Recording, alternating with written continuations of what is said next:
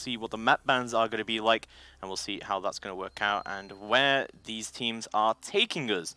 So, you've been doing a lot of stats for this. You've been seeing where these people have been going. What do you think about the map bans being going through here?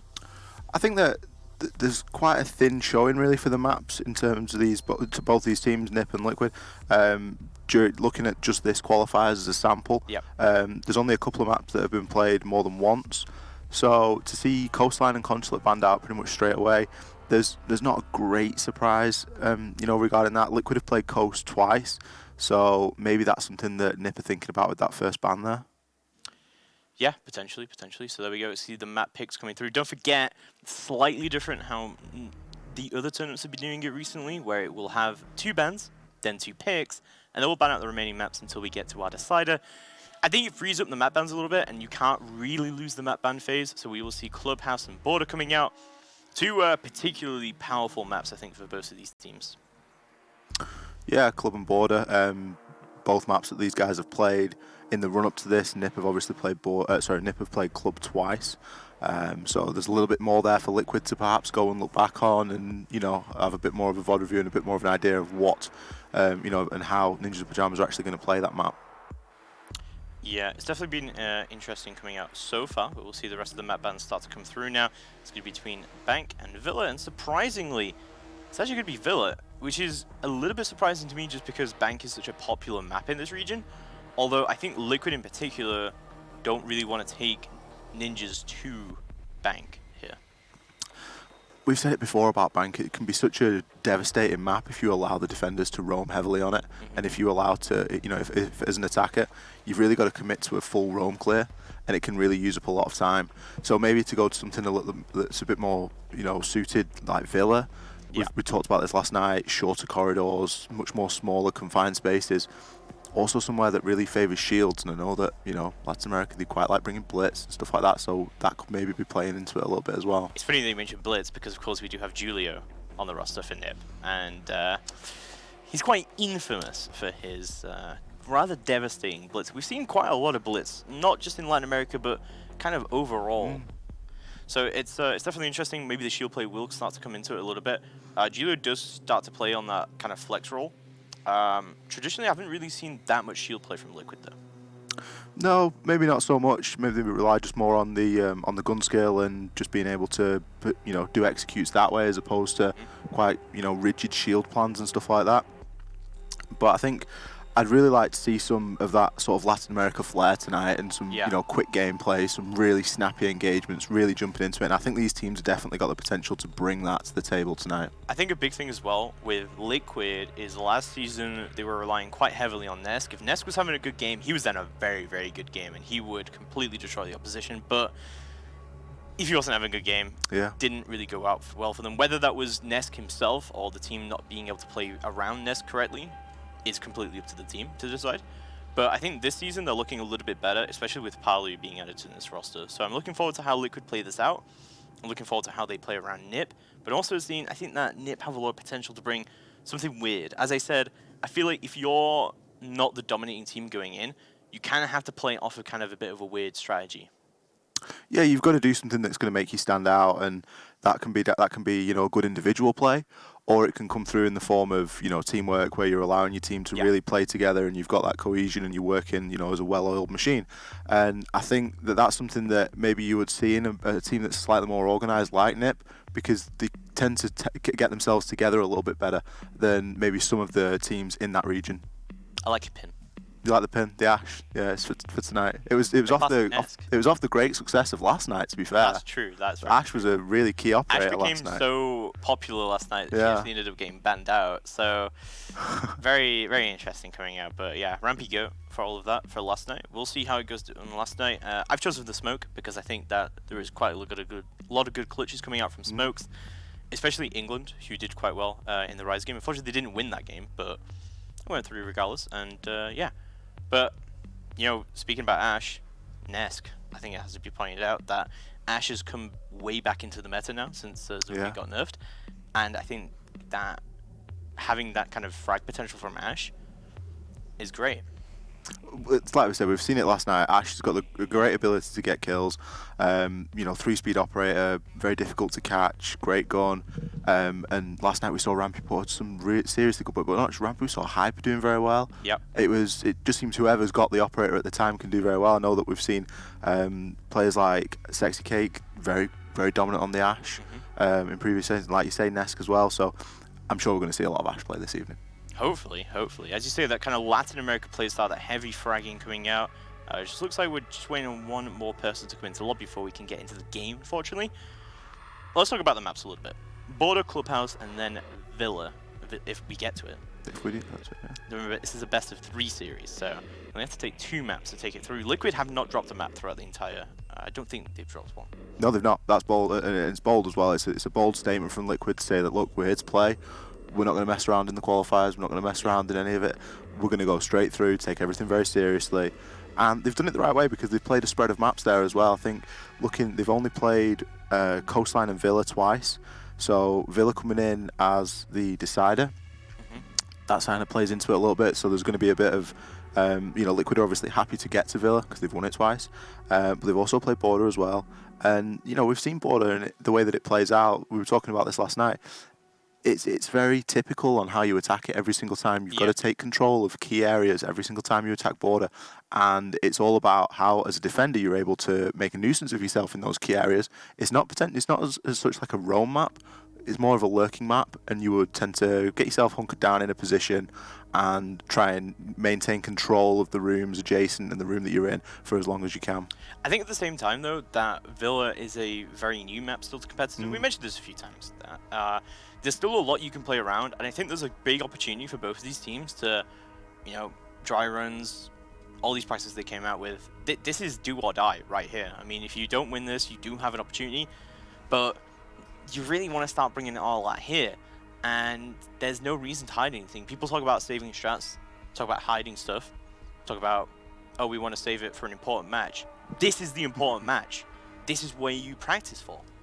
No, it really is. There's no point keeping anything in your back pocket here because if you don't make it to Invitational, it won't matter anyway because everything will be changed up in the new season. So, we're midway through the season now. You're coming towards a big, a major event.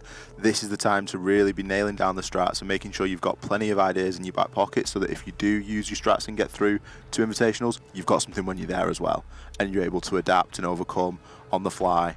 And that's something that we saw last night. The adaptation from SSG was just incredible. It was really what helped them to get that victory last night. Something I would like to bring up as well. So FaZe have already made it through to the Invitational because they were playing at the Season 8 finals. But Liquid haven't yet, and obviously they're going to be playing here today to fight for it. But there's a little bit of interesting relationship between those two teams, especially relating to the last Invitational because Silence was the coach for FaZe during the last Invitational. And now he's one of the other coaches, along with Sensei, for Liquid now. And I don't know if you remember, but at the last Invitational, FaZe had a very, very good run at it. They came through into the quarterfinals, having 10-0'd ends during groups, who had previously won that Pro League season. They were looking very strong. Unfortunately, they didn't win out against Evil Geniuses in the quarterfinals, and there was pretty big devastation. And I remember talking to Silence about it after, and yeah, he seemed pretty confident they could take that. But it's interesting to see how that's gone through, and I think there's quite a lot of emotion coming out. Oh, there always is from Latin America teams. And there's quite a lot of history here for Liquid to push through and make it to this Invitational, and maybe especially for Silence as well. Yeah, roster changes and coach moveovers and stuff like that can always be quite key. What sort of knowledge that they're able to bring with them to the new team, if there's anything that's going on in the old team that's very specific to what they do. It might not give like a direct advantage, but it could just be a little, some sort of call out or something that they use that just, like, oh, we can take that and we can bring it into our team as well. And that's really how teams sort of grow and develop and expand and get better, essentially. It's that sort of, the culmination of all the knowledge from different coaches, different players. You get all that into a big mixing bowl and all of a sudden you've got a lot of knowledge in one place. So, the teams and the rosters that do tend to pick up other coaches, other players, do tend to sort of evolve a little bit more quickly. They can evolve a little bit more quickly because they can all learn from each other. Definitely. You may remember from last night, for those of you who were for that Intero said that if Space Station do win...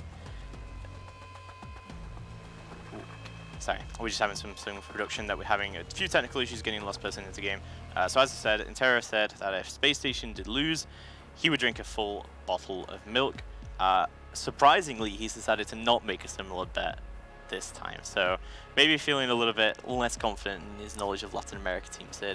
That does maybe prove, though, how close this is, because between these three teams, I can't really pick a clear winner. You wouldn't want to be betting a full bottle of milk on this game tonight. I think it's really difficult to call. Like we've said, you've gone one way for the first game, I've gone the other way. Let's sort of get a little bit ingenious now, a little bit creative maybe. If Nip make it through, yep, who wins out of Nip and BD?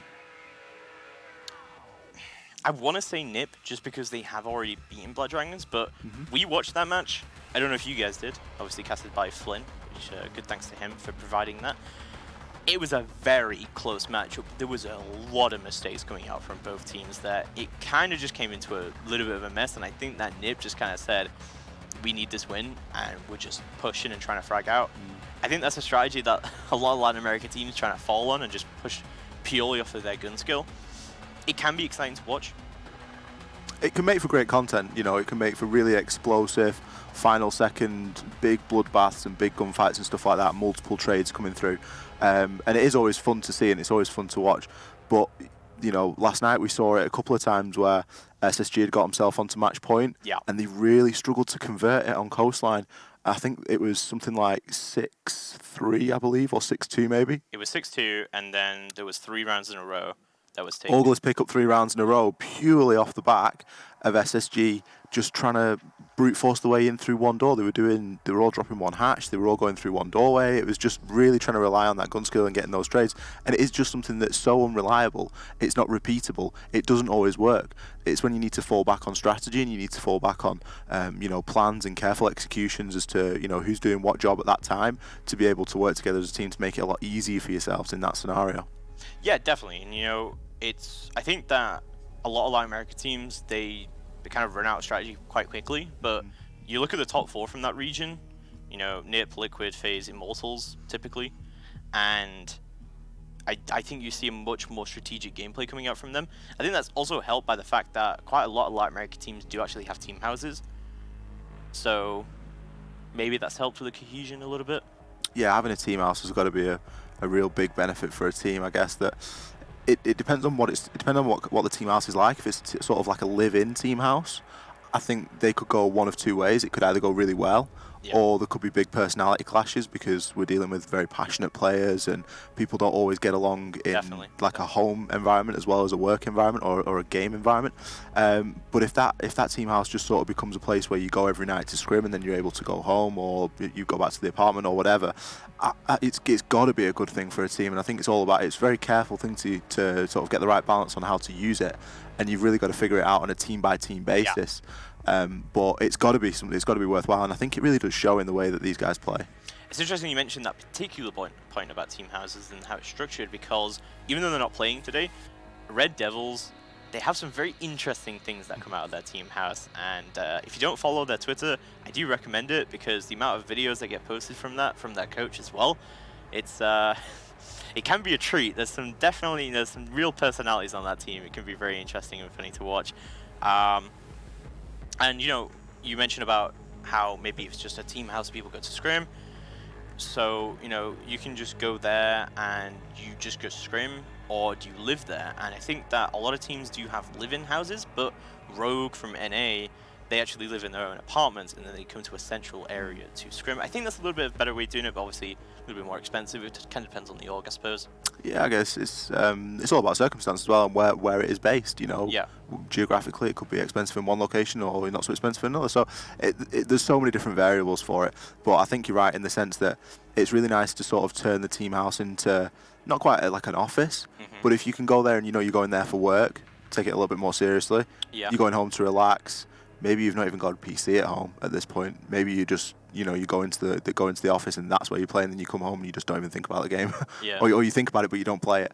And I don't know if that maybe works or not for some people. But and just continuing that point about team houses as well, I mentioned how Liquid and Nip have both had very recent roster changes coming through, but that doesn't really seem to be putting down either team. They seem to be doing just as strongly as they have.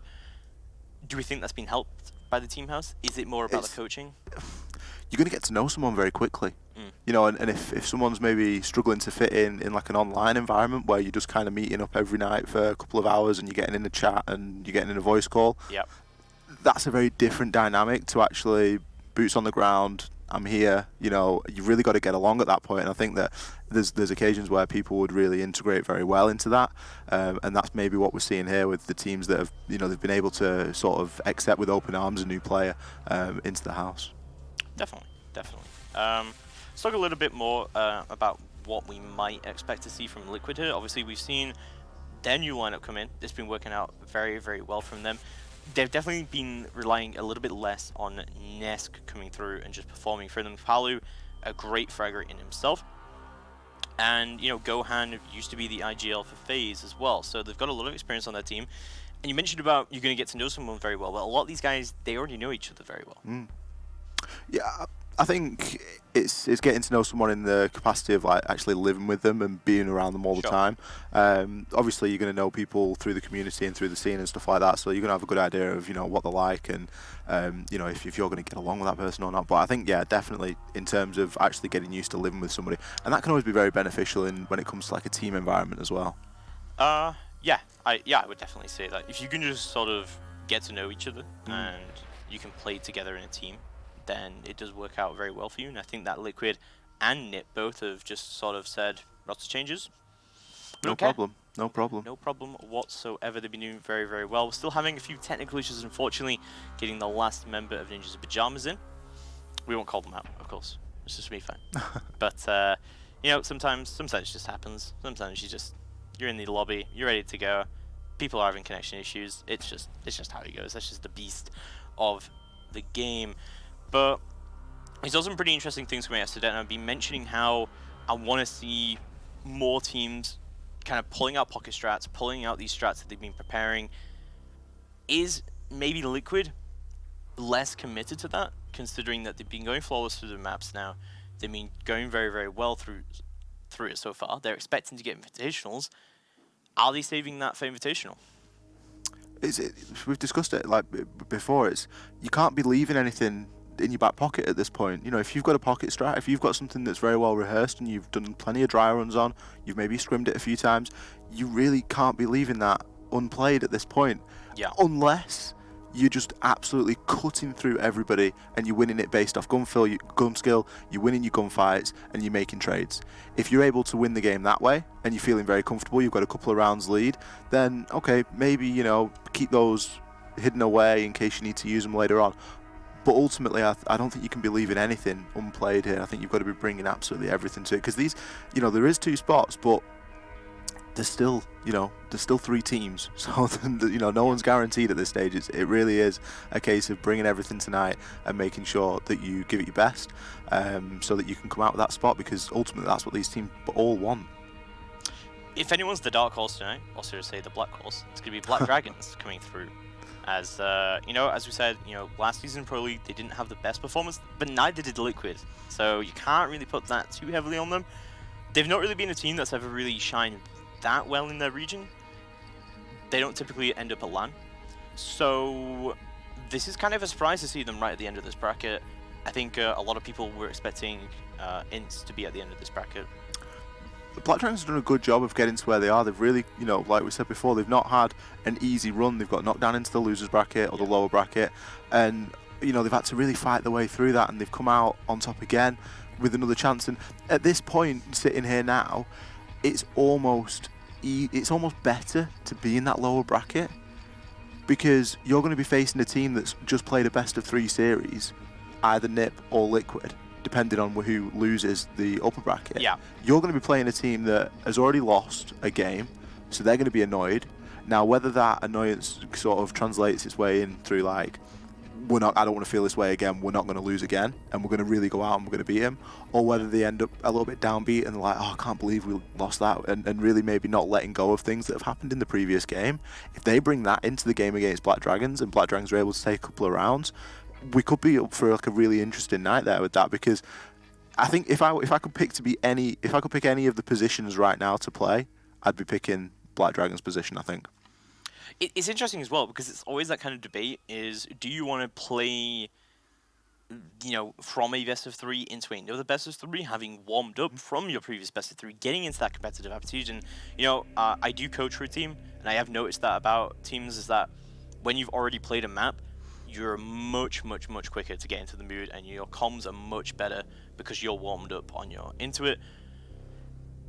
Sometimes it can be better, but also, as you mentioned, fatigue can get to you, and not only that, but it's all about, you are also going to see them play the best of three series as well, and you're going to be able to know exactly what kind of strats they brought there, what they're going to do. Very hard to change your playstyle like that. But unfortunately, we're going to have too many connection issues, it seems. We're going to take a quick 10-minute break while we sort everything out, so don't go anywhere. We'll be right back. Hopefully. Hopefully you're having some own technical issues of our own, I guess. So, I guess we're going to talk a little bit more then. Yeah. What was the point that you were just making about the... I was saying about which team I would like to be in position, to play the game. I think you talked about being able to warm up, but being able to warm up very specifically, as in like Black Dragons will be able to have like quite a relaxed warm up now, and they won't be fatiguing them too much. But I do think that break is actually going to come through now, so we'll see you very shortly in about 10 minutes or so, and hopefully get this game underway.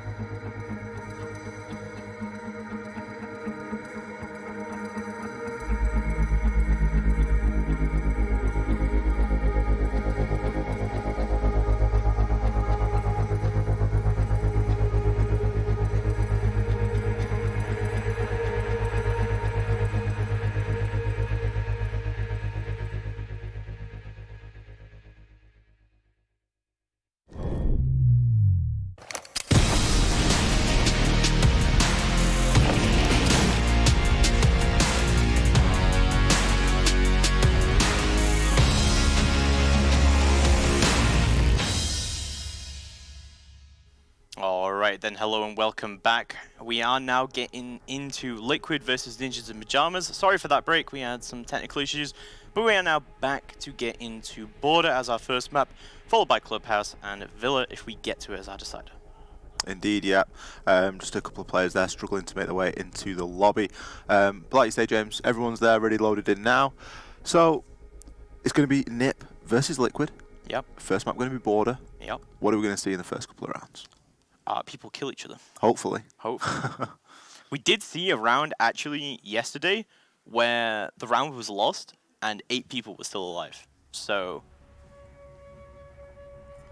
yeah, I mean, people may not actually die. We just may have a passive game completely. But it looks like we are now just about ready to get into it. It is going to be Border as our first map here. Let's get right into it. It's going to be Liquid versus Ninjas in Pyjamas. The winner will be going to the Invitational next month in Montreal. What do we think about Border? I think Border's a great map. It's going to be interesting to see how these map bans play out. And what we are going to be seeing here is a Glass ban there from Liquid. Very typical as well coming out. I mean, Glass we see it banned all the time. Nip, I'm thinking maybe a Ying ban coming out from them, honestly. I don't like this. Unless there's a Maestro getting banned now, I don't like that teams are constantly banning Ashe, especially against Liquid. It's a strange one, isn't it? Because I think everyone's just terrified of Ashe at the minute. Everyone's terrified of Ashe mains. That it's just such a large portion of your banning potential to use to ban such a specific operator. It just leaves so many more options on the table. Ying, Blackbeard, you know, Blitz. We've got all sorts of options there. And smart ban from Liquid now, realizing there is no Ashe on the table. They are going to be bringing the Maestro here and banning out the Mirror here on Border. That's also going to ban out Julian from one of his favorite operators. So this is looking already pretty good for Liquid. I honestly think they've won the op ban, so. They might well have done, like you say, having the Maestro available with no Ashe on the board can be quite a big deal. We've got Zafir. Zafir is obviously still going to be very capable of dealing with those evil eyes, as is Buck, as is Finker. So there are multiple ways, but I think, like we've said, the Ashe charge is the most efficient way. And Wag there just baiting out the Monty pick, switching over onto the IQ. And Gohan there just switching over off the pulse. So he's done a pretty neat debate there, really. He's kind of forced Wag to switch out onto the IQ for fear of the pulse. But has since switched onto the smoke, so going to lose the shield there on the push, which if they've had an idea for that and they had a pretty specific plan as to what they wanted to do, that could be quite influential in this first round. It could definitely be very influential even. Hopefully we'll get there eventually. I'm interested to see a Finker pick come out. I think they kept the Finker because they realized there's no smoke from Liquid, but then Gohan stick picks onto that, so he will be bringing it. Very interesting indeed. You don't regularly see a Finker from any other region, but Latin America really loves bringing it, especially Yuna, but you see other teams do it as well. Black Dragon is definitely one team that used to do it as well. 5 seconds left before insertion. Finker again is quite a specific operator that I think there's value in bringing it, but I also think there's other things that you can bring as well that maybe provide a little bit more utility. Maybe not on this take particularly, but maybe a Sledge would be a good substitution, or you know, even a Blackbeard, get out in those vents windows and try and play for a pick through there. Yeah, Blackbeard can be pretty good here as well, and we often do see a Blackbeard ban on Border. But here we go, we get into the very first round of Team Liquid, who take on Ninjas in Pyjamas. Don't forget, this is best of 3 series. The winner will be going to the Invitational, but the loser does get another chance in the lower bracket finals against Black Dragons. Let's see how it does go down. We see quite a lot of vertical play being brought out. That is a very interesting shield in mini office there. Yeah, with the hatch open as well and the evil eye, so there's a lot going on there. I'm not sure, is that maybe to deflect a grenade off from maybe destroying the evil eye? I think it's allowing him to just peek off of it, just simply as that, and then he can play the officers and he can put the smoke in the corner to then have to plant the box. I don't like the fact that teams are opening up that bottom hatch in mini and then not playing downstairs. I think it gives you a nice option to be able to dip out if you need to and make that rotate up main. there's no advantage on playing underneath the hatch, I don't think, too much, because as long as you're not really, I mean, that shield's really going to come into a good play there, because it's going to be very difficult for Book to throw a grenade up through and deal with the shield and deal with you that's playing there as well. But Psycho is going to open things up with a nice kill there onto Gohan, removing the smoke, a relative ease. Shots are going to come flying in there, and Zig is going to be lit, but Psycho is going to be lit as well. Neither one managing to land the killing blow there, but certainly taking a large portion of either each other's hit points. And the nade there is going to come in from Pino. Beautiful nade onto Sexy Kate. What about that? This is exactly what I was talking about yesterday, where Brazil teams tend to have these specific grenade spots that they know how to line up through the map. Beautiful nade coming out then. Also, that's the smoke and the mute off the board already. That's going to allow Finker to just move in here and quickly get control of the site. Hopefully, it's all down to Nesk really to just actually push off this attack. He has got Zig playing hopefully near him. He was around in Arsenal. We'll see where he is going to be. It's going to be Palu, who's also be peering around onto Archives, and there we go, Zig is holding down. So no map control coming out from Liquid. Ninjas should be able to capitalize off this quite well. Ooh, nice peek there from Clue, just managing to get some shots in, but not quite managing to land the killing blow either. And he is now down, but not out. Not a lot of hit points now remaining on the side of the defenders, and it's all going to be down to Nip to make this push in the final few seconds. But Nesk and Zig are going to pick up the kills of their own. Wag is going to get one onto Nesk. All comes down to these final seconds. The diffuser is not in hand, and they're not able to get the plant down, but the attackers, they do manage to get the kills that they need. Very scrappy towards the end there. It could have gone either way. Almost really well played. Just having Zig just hold down into half wall where he was. I think Nat's asking for a rehost. I'm not sure if we're going to have one. I'm hoping that's a joke. I don't read Portuguese, unfortunately, chat, but, oh, well, looks like we are going to have a rehost. That's unfortunate. So, yeah, we saw a pretty good attack coming out there from Nip already, really utilizing the Finker, but I think, honestly, it just all came down to that initial smoke pick. And he got a beautiful pick through the barricade into Mini. He realized that it wasn't reinforced and just held down where he was, shot it, bam, smoke dead. The round basically won at that point, honestly. It was, but it certainly could have gone either way. And with the way that the diffuser was left outside and there were just attackers literally running through the bomb site to get to the armory wall, to get the diffuser or to get some kills, whatever they were deciding to do in those final few seconds, it could have really seriously gone either way. But I think the play of the round for me has got to be that grenade. What about that grenade through sandwich window from Pino? Unbelievable. Yeah, really well placed nade coming out there. It does take a 60 cake when he was trying to rotate through Arsenal. Just insanely well played. And just that nade alone, yeah, it did shift it into the attacker's favor, but it almost came very, very close because Zig was playing half wall, didn't have any intel on where he was, and he almost picked up quite a lot of kills because that Maestro LMG in close range, it can do quite a bit of damage. Oh, without a doubt, it shreds. I think the picks that came through early on in the mute and the smoke were probably quite important because of how effective we've seen that shotgun at close range. That pump shotgun does absolute work at close range. So that really allows the attackers, once they've got those two picks out of the way, they can then operate in the site with a little bit more surety that they're not just going to get one pumped and end up down. So it kind of makes it a bit easier for them to get a little bit more aggressive. I know you say you've got the Alder and the ACOG and the decent hard hitting stopping power that rifle's got, but I think that taking out the shotguns there was probably quite a decent stroke of luck, I guess. You never really get to pick who you get the kill onto, but it was quite a decent stroke of luck that they managed to get the shotguns out of the way. Well, also, it enabled them to move through. Yeah, the shotguns are off the board, but also where Gohan was playing as well in that mini office, because you can put a smoke in the corner of that office, and you can stop the box point going down. That, on top of the fact there's a Finker on board, means that was a great six pick coming out from Liquid, and it almost strategically worked out for them. But the fact that Gohan dies immediately was a massive bad thing to go in. It was just a shame. Not only that, but Zig now knows he's just lost his smoke. Finker's outside. He needs to get that repick, or they're going to lose the round purely off of the back of the Finker being able to push in. And I think that's why he wide peaked so quickly, but he didn't get the kill. He almost actually went down himself. Yeah, he came out of that with probably one bullet's worth of health. But I mean that's one of the reasons why I'm not keen on the Finker pick. Is because you've got goo mines which immediately disable the ability. If you've been activated, then you step on a goo mine, it's just going to disappear. You've got the smokes, where damage is increased by 2 times. Yeah. It just shreds through you. If you get caught in a smoke and you're thinking, like, good night, it's just one of those operators that I'm not all too keen on, because you could just find yourself in a position where you're getting ready to plant and there's a lot of confusion going on. Finker puts the boost up, then the smoke grenades come through, and all of a sudden the diffuser's just lying down in the middle of the site. It's interesting as well because we didn't see any Finker yesterday from North America, and this is a very typical Latin America strat. You do see occasionally in other regions, but yeah, I do agree. I think it's a bit of a crux, and if it works, it can work very, very well. But as soon as the counters start to come in, it really can be a detriment to your team. I think, for me, I just look at it as these players are among the top percentage of players in the world. Yep. Very good.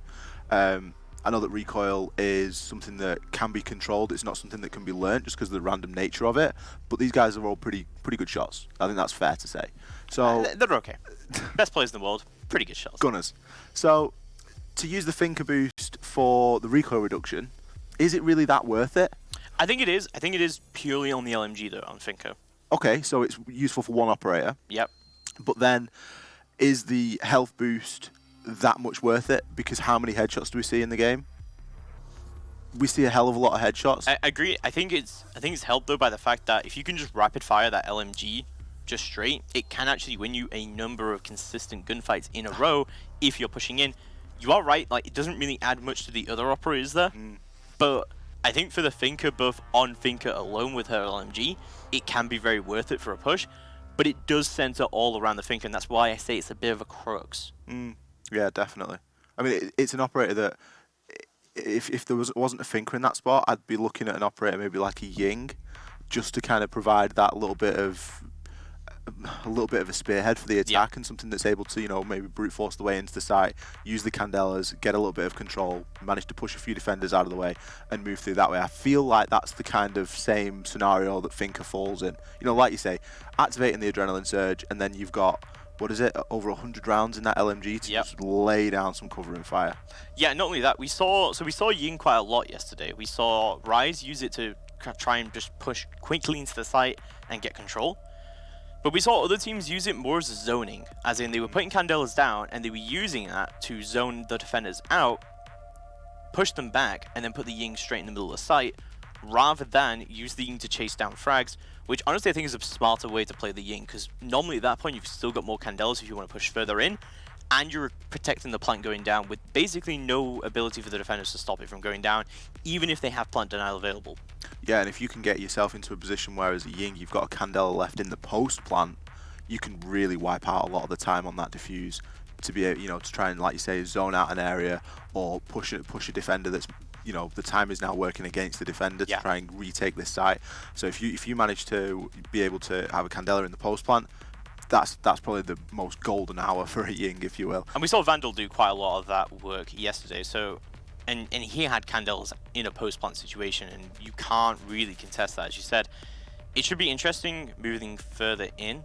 We're still having a few issues trying to get the rehost going here, but just talking a little bit more about what we saw yesterday, we were kind of all over the board with the map choices. Yeah, we did see some maps yesterday that we weren't really expecting. I don't think that we were expecting SSG to let Oregon through. August being a very powerful team on Oregon, very good at playing Oregon. It was, a pretty good win for them to pick up, I think, against SSG yesterday. Yeah, and your Lycan did mention that same thing where, he was talking about that they were going into Oregon, not really thinking they were going to win it. There was a great clutch coming out from Bosco there. He clutched a couple of times. He actually had, when CGG put out their stats, they had 2 1vx's. So, yeah, they did very, very well with that indeed. So we are still getting ready just to go back into the game and get the lobby back up. Remember, Ninjas in Pyjamas is 1-0 up, having a successful attack of the Armory.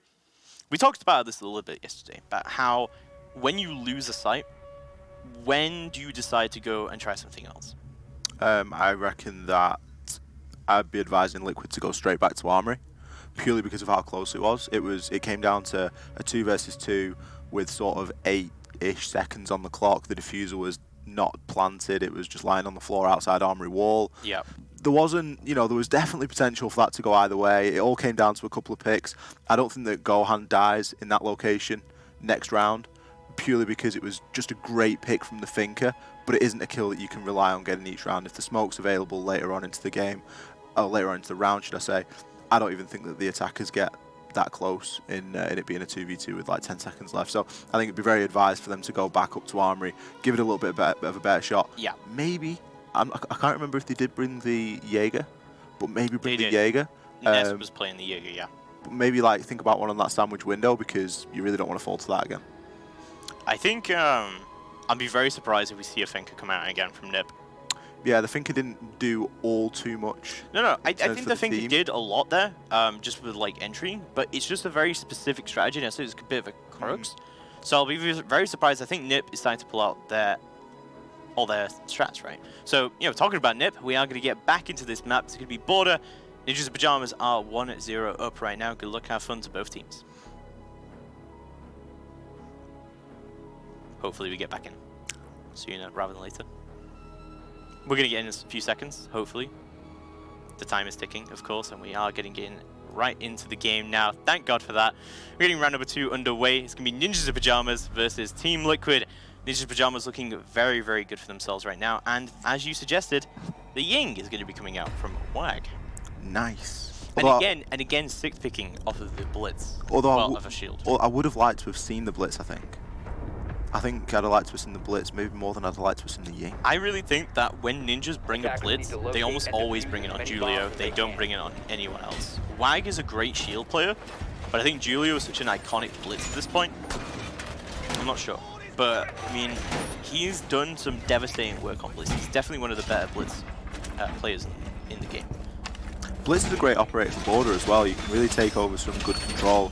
The rooms that we talk about often are Office and CCTV, and a Blitz can really aid a push through one of those rooms to be able to gain that control to move on to whichever bomb site it is that you're going to be attacking. And it's, I mean, imagine a Blitz in conjunction with the Ying. That'd just be devastation right there. It could be good devastation coming through there, but you're not going to see the Ying coming out. I feel like there's no real place to bring the two of those, just looking at Ninjas and Pyjamas and their top lineup here. Liquid taking the same lineup, however, themselves, and look like they're doing pretty much the exact same setup as well. I'm not sure if I agree with this. Like you say, we've not got the Finker this time on Ninjas and Pyjamas, but I'm not sure about the Valkyrie. I think, you know, being able to see the IQ was there before the 6th pick phase. These cameras are just getting found pretty much straight away by Cycle there. He's going to waste no time, and that's going to allow them to operate a little bit more safely on vents, as it does look as though that's maybe where the push is going to come from this time. There's a lot of teams that they'll do one strategy, they'll lose it, and they'll convince themselves they just made a few minor mistakes and they can easily correct them and they can get through easily. And they're so slow to adapt. We saw that quite a lot from August during their games. They were very, very slow to adapt, but once they were changing it up, they started to take a number of rounds. It's the adaptation again, and it's being able to change things on the fly, and that really is what sets, you know, top tier teams apart from everybody else. And if you're able to make these changes and you're able to, you know, understand what's going wrong, why it's going wrong, and what you can do to counter that, that's really when things start to change. And like you say, I don't think there's any harm in taking the same lineup for the same site, you know, two rounds in a row, because, I mean, look at the time so far. There's a minute and a half left on the clock. There's not all too much control being gained by Nip here. We've still got a couple of guys that are playing outside. Pino there is just going to be eyeing up a nade, no doubt, getting his drone in a nice little spot. And I think he's probably going to go for it here. And if he's good, he could get 2, but I'm not sure if they're going to be there. Now the ADS, you just see the ADS there just striking. So Nesk learning from the mistakes last time, making sure there's an ADS on that sandwich window. And Pino's not going to want to waste another frag grenade on that, because he's not going to be able to do any good work from that window this round. Yeah, not just yet though. Sexy is going to be playing below, and I love that he's playing down here, but he is going to start getting pushed out. There is going to be a buck as well on the board, and Sexy slowly going to get pushed out of this position. He is going to go for the SMG-11 peek, but doesn't get the kill just yet. He's still trying to peek it out and see what he can do. Nitro does come out from Sexy. That should be beautiful. There goes Psycho. Oh my god, what a Nitro coming out from Sexy. Hopefully he should be able to pick up another kill here. Just see him. The nade goes out, but he takes the kill. Pino goes down as well. Beautiful from Sexy. 6K going big downstairs in the vents with the SMG. I wasn't too sure that he was actually going to get that kill there, but he did manage to pick it up, and that's made it a lot easier for his team moving into these final 15 seconds of the round, as we've still got Kamikaze downside. Smoke grenades are going to come out from Johan. Kamikaze is going to pick up the kill onto 6K, but Gohan is going to get a shotgun kill of his own onto Wag. The diffuser is not in hand. 2 quick kills there coming out to close out the round, and that's going to be a good round on the board for Liquid. Yeah, much better from Liquid. I think, honestly, that round was completely saved by Sexy Cake. And the fact that that ADS wasn't burned by the time that Pino put his nade down, which kind of suggests that that Ninja's Pyjamas, didn't really have the info that they needed. So they tried to go below, they tried to get the info, and they tried to push out the defenders. They had 2 people downstairs, and Sexy Cake doesn't care, because he will kill them both. Yeah, as the mute, you can't really ask for more than that in that scenario. The C4 kill was perfectly timed. It's at that point you're almost panicking a little bit, because it seems like quite a lot of utility to use on that kill. But if he doesn't use it, he's not able to get that kill with the SMG. He's not able to then get the kill onto Pino, and Buck can just open up the floor for free. So it was just such a good use of making sure that he didn't leave anything in his back pocket and die with anything, you know, die with his C4 in his hand. He was able to use it to get the kills. And it really worked for him. Like you say, that round was definitely won through 6K's plays there. Definitely, no doubt about that. We're going to move through into round number 3. It's going to be Ninja's Pyjamas, who, again on the attack in round number 3, but they are going to go downstairs to a ventilation room and workshop defense. So far from Liquid, it's been pretty typical. We haven't really seen too big of a difference in their setups and their defenses. Interesting that Liquid definitely preferring the double shotgun. We mentioned about how the shotgun's just so powerful right now in this current meta, and we've seen so many, both in Pro League and in our matches so far, that the shotgun has just been time and time again so hard to contend with. It's just that devastation up close, isn't it? And the ability to be able to chain kills together. I think that the players now have really figured out the timings of it, and you can quickly peek and get 2 pumps off in nice succession, and you can just take on multiple attackers in those close quarter environments, because the attackers are always going to have some sort of assault rifle. I mean, the shotgun's on the attack that they can use, but it's not viable to choose it for early on in the round. But late on in the round, those shotguns just really come into their own, and it's something that the defenders are really getting on board with. And I think it's partly due to the mute booth as well. The mute booth. The mute buff coming through. It's called the mute booth. It's a fact. The mute booth coming through has, yeah, it's definitely gave him a bit of a better loadout. But as I said yesterday, people have been running mute shotgun long before he even got the SMG-11. So it's not necessarily a new strategy, but I think it'd be particularly devastating on maps where vertical play is a big issue. And, you know, Ninja's been taking buck every single round, which is pretty typical for this map. With a shotgun, you can fight back, though. Bomb located by attackers. I think it's just the fact that you don't have to take the pistol, you can take the SMG-11, which is you know, we've seen it time and time again. It's got the ability to clutch out rounds. It shreds through absolutely everything, even shreds through BB's shield. You know, it's a great weapon. Pino there is very much aware that we've got the mute playing on top of the box. He's going to put some pre-fire out, and that is going to scare Gohan off those top boxes, and he's just going to rotate back down, moving halfway point now in the round. Good control's been taken by Nip. They've got a little bit of upstairs, but they're not pushing all too quickly there, as Ness is going to pick up the kill onto Kamikaze. Sexy Cake is ready as well with his cross, as the nades are going to fly through from Pino. Cooked to perfection, but doesn't manage to get the kill. I thought that was going to be a surefire kill onto Ness there, but it was not meant to be. Pino's there, got an evil eye to deal with, which is going to be pretty tricky at this stage, seeing as he has got no nades left on the table. And this hold upstairs from Liquid coming out is certainly wasting a lot of time. It's wasting a lot of time, and yeah, this is exactly what you want. But from Ninjas here, they don't really need control of Arsenal. They don't need to push out these defenders from Liquid here. They can just play safe. They can take Archives control, and they can go straight for events push. There we go, Pino going to pick up the kill onto Gohan very, very easily as he does go through. And there we go, Zig is going to be in sight, trying to get the kill desperately. The QE spam coming through, but there we go, oh, it's going to be Psycho who takes him down, easy as that. There goes Zig, and now Liquid have lost site control. But there we go, Palu is going to strike back. There goes Flag through the vertical play. Liquid still have complete vertical control here. This could go very well. Sexy Cake's going to drop Julio. Ness drops down. He takes down Psycho. And now it's all down to Pino in a 1v3. He's going to push all the way through into Archive, see what he can do. But he can't do much. Sexy Cake takes it down with that ever-famous shotgun. Liquid take round number 3. skeleton key there, no match for the pump shotgun there as it does the work at close range. What a great hold upstairs there from Team Liquid. They really committed to that armory hold, and it really stood them in good stead for later on in the round. I thought that it was going to be very, very close when it was Psycho, I think, that pushed in and got the kill on to the man down in sight with the IQ onto the Valkyrie. Yeah. Valkyrie kind of missed the shots there, and I thought that was going to be a bit of a tipping point of the round, but it just wasn't enough because upstairs control hadn't really been gained. Yeah, it's true. And I mentioned how they didn't really need to take armory control. They could have just taken over archives, which is pretty easy to do considering there's 3 entrances and a main wall to go into as well. And it seemed like they didn't have control there for a while, but they kind of gave it up. They let Nesk push them out with the wide peak. Like, as soon as he got that kill, Nip completely rotated and tried to just take the site without any vertical control. And I think as soon as they started to do that, even though they did get an impressive entry kill, that's instantly traded out. And then from there, I don't see where you go as ninjas on their attack. But we're going to see Team Liquid moving into round number 4 as they're going to go for a different defense. It's going to be the customs coming in from them. What do we think of this defense? I think they're probably wise trying to switch things up again. There's not really any advantage to going back upstairs into armory because they're going to have to defend somewhere else at some point. Customs really always lives or dies on how well CCTV is held. You can see here that we're going to be playing with some hatches open, which is going to allow Liquid to rotate back down. I sometimes like to see a castle coming out on this objective. Castle's pretty good here just to hold on to customs. I don't necessarily disagree with not bringing the castle here, just because it is good to play aggressively.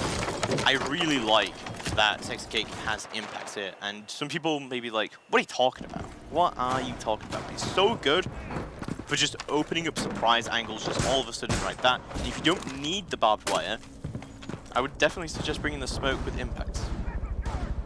Yeah, like you say, the impacts there, they're going to be enabling the impact trick, but unfortunately Sexy Cake doesn't quite manage to get that off as the exothermic charge is going to detonate. But yeah, I mean, impact tricking really is becoming something that's quite an important tool for the defenders to get a handle of. And I'm not sure. I think the angle there, maybe of the impact that was thrown, was just possibly not quite. Yeah. I think it was a little bit too acute, Yeah, a little bit too sharp. So, with it. but yeah, like you say, if you can afford to bring the impact, then great. I think I'd be tempted to bring the impacts if I was maybe bringing the Legion. And try and keep the barb on the smoke, just because I think that the barbed wire can just provide so much, slowing down, especially in the final few seconds, which is where the majority of these pushes have been going on. I think the only room for a Legion here, though, in Liquid's lineup especially, is Nesk. But I feel like they need the Valkyrie here for a downstairs defense, just to keep run-out potential going on, because you could run out of the stairs here, keep passport control, and you could just be all over the shop with it. So, we'll see how it does go through.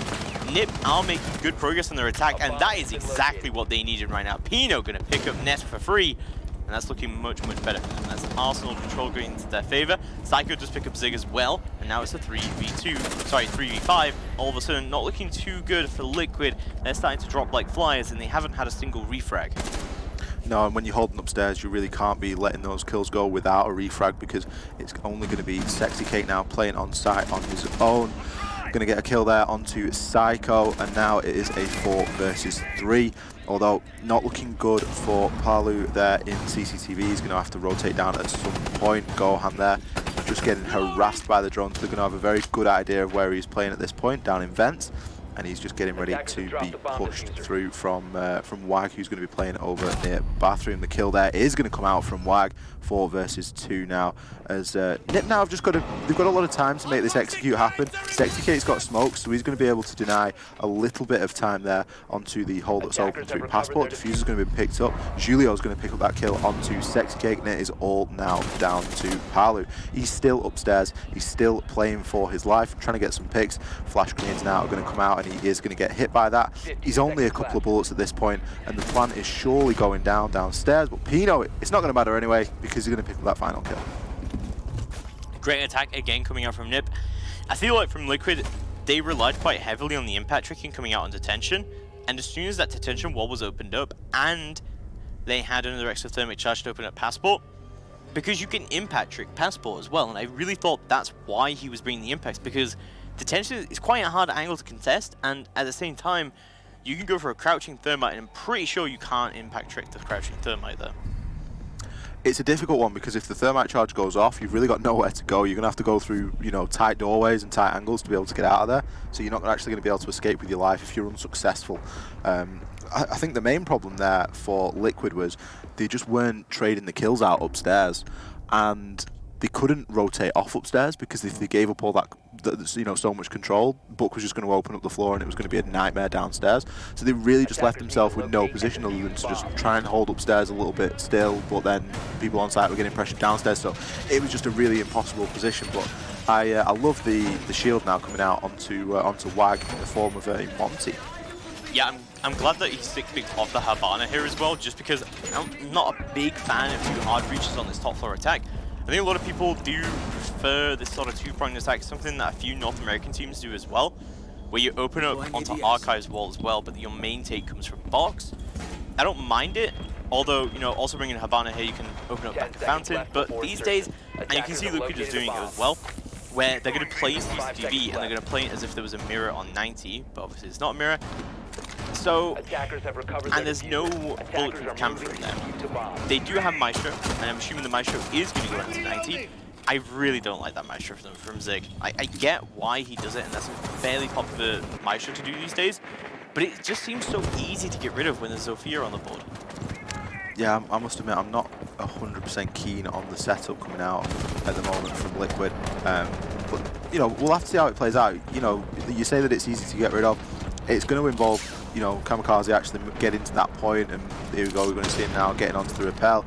Julio there just going to be trying to burn any ADSs that are going to be placed in Sandwich, which will open things up for Pino and his frag grenades. He's already been successful from that window, and I think that that's exactly what's going on there. Pino just going to bide his time, wait till he gets some good information on the drone as to whether it's worth sticking a frag grenade up there or not. But Nesk playing tight inside security room, the rotate behind him, so he's got the option to be able to dip out of there if he so wishes.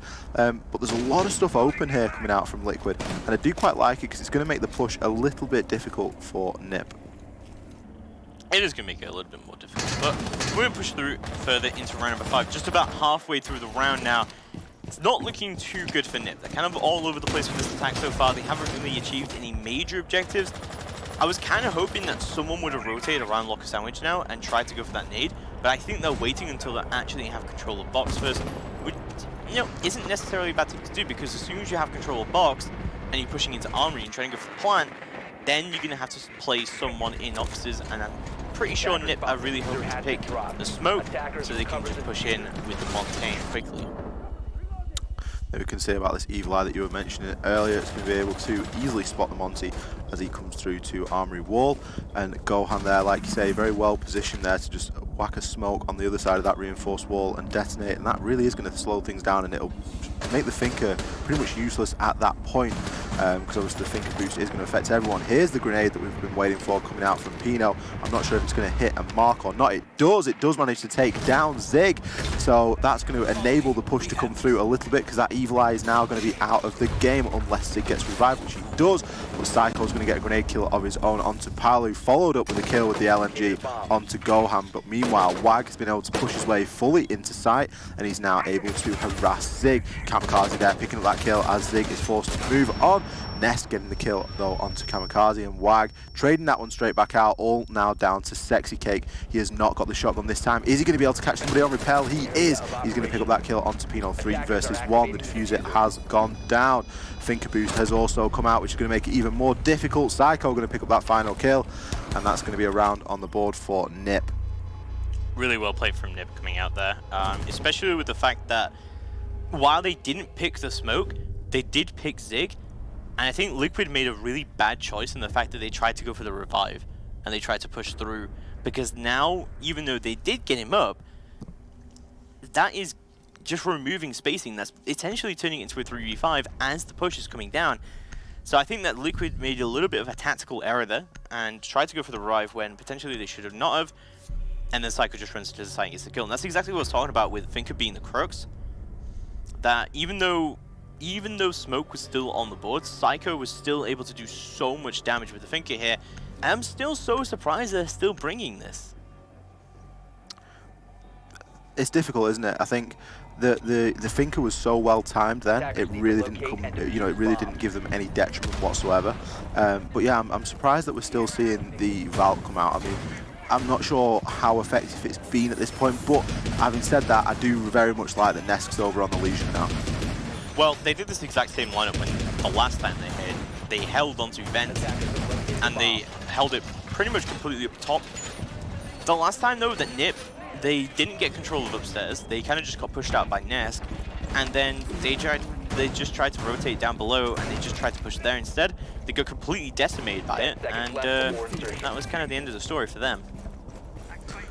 Moving on into the round now ever so slowly. We're going to see Wag bringing out the shield yet again, which did him really good last round. He was able to push into the site and really start to harass some people and cause, you know, just causing defenders to move out of the way, and the crossfires were already established and set up from other members on his team, which just made it so easy to pick up those kills in those dying seconds of last round. Yeah, definitely was very easy indeed, but let's push through into round number 6.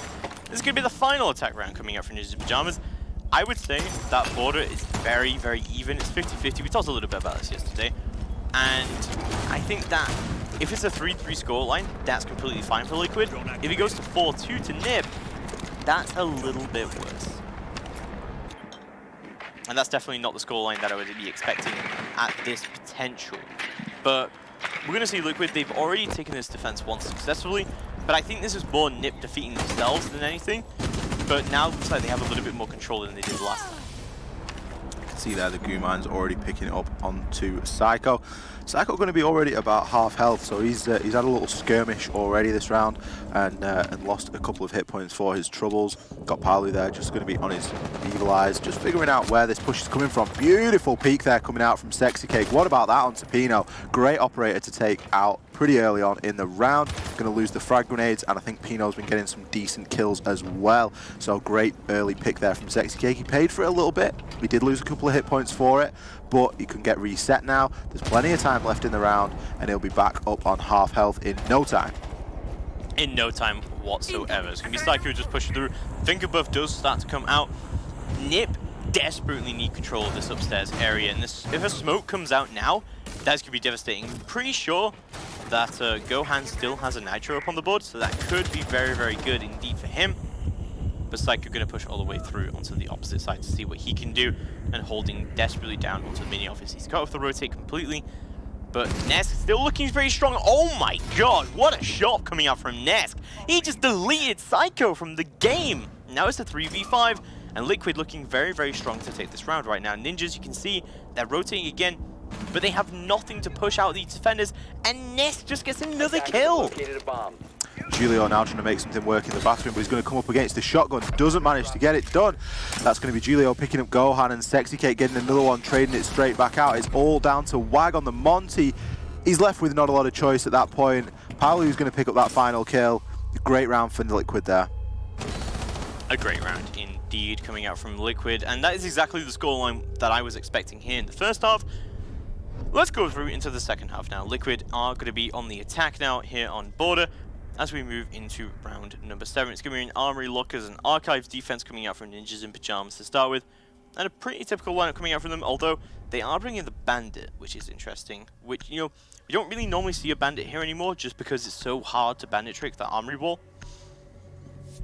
Yeah, it is very difficult to have the security, although we're not seeing a book coming out on the other team, on Liquid, so it could be made a little bit easier unless we're going to see the 6 pick there from Gohan, which we are. So yeah, Bandit tricking that is going to be a nightmare. Clash 6 picking off the Maestro.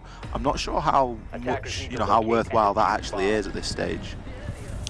Well, there's not really a lot that they can do to deal with Clash. I think that the main thing to do with Clash is the Capital, just because that's doing the most actual damage.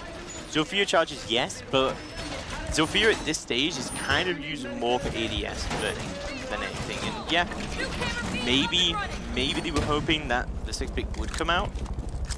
I gotta say though, yeah, I agree with you. I would have liked to see a Maestro here. I think the Maestro just provides so much more in this scenario. It's not only is it another gun, but I can't think of where that Clash is going to be able to operate safely without being able to be dealt with relatively quickly, unless the Clash is going to try and play downstairs with some support and try and make it impossible for the Book to get underneath and stop the Bandit trick. Yeah, it definitely could be able to. But let's go into round number 7. This could be Liquid who start out on the attack here, and that's going to be their first half on that attack. So, Psycho going to be playing very aggressively around this Arsenal wall. If you're going to do this, you need someone playing CC though, in my opinion. Or you need someone ready to just run out behind you, and I think he's just got that with him. Clash, you can play very aggressively, but if you're going to do it, you need someone right there on the support with you. It really does rely on how good your roamer is. Yeah, it comes down to very similar as to how you would play a Monty, and that you try and play someone that can peek behind the shield as well. And like you said, I really like some holes in the CCTV wall there that's unreinforced, just so that Psycho's got a bit of visibility through there and he can call out any pushes, because at the minute, you can see the attackers there, they're going to be droning out CCTV quite heavily, and if they're able to operate in there relatively freely and get a good foothold in there, it can be very difficult to root them out, and the wall eventually will get opened at some point. You can see there, Neski's already wasted no time straight in CCTV. We've got guys out on the west rappel as well, and now Gohan is going to be able to go underneath and shortly deal with these bandit charges. Yeah, he surely will be able to do so. He's kind of playing very aggressively, and yeah, that's why he'll be doing that. That's a great pick already coming out from Gohan, but Zig is going to pick it up finally. That's going to be the Clash already dealt with very, very effectively. That's quite a lot of utility going already from Ninjas, and no trade coming out for it. And at this point, you've not got 2 Evil Eyes left that you can, play off and you've got information from. So I just really don't know where what they were expecting to happen there. With seeing the Book come out on the 6th pick, I guess the Book wasn't there in the initial picking phase, so that's maybe why they sticked onto the Clash. But like I said, there's nowhere that Clash can operate relatively safely on this map. That is definitely very true. But hopping into just about the final minute here, Nib, they're not looking too good already losing their Clash, but then when we look at Liquid's progress, they haven't really made much, and they're really going to have to go for this last second push if they want to do anything here. We've got plenty of planned out. I think that Julio does actually have a Nitro, so that could be very beneficial.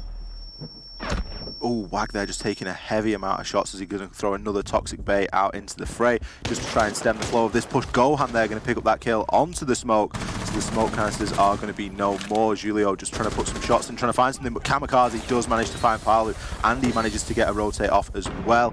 Pino very well positioned here for a bit of a late flank. He isn't going to pick up that kill onto Nest. Neski's going to find his head. It's now 2 versus 4 as the kills are going to come through thick and fast, and Liquid are going to close out that round.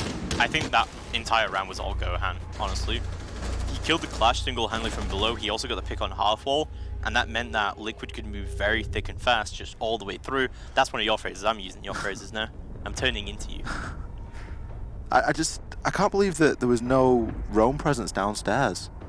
Like you say, Gohan won that round just off the Book, just being able to open up. He opened up the floor and got 2 kills just with the skeleton. I don't mind not having any roam downstairs if you don't really have the utility used, right? If you don't have a Valkyrie cam position for a Nitro from below, if you don't have a Pulse, then you don't need to play down below.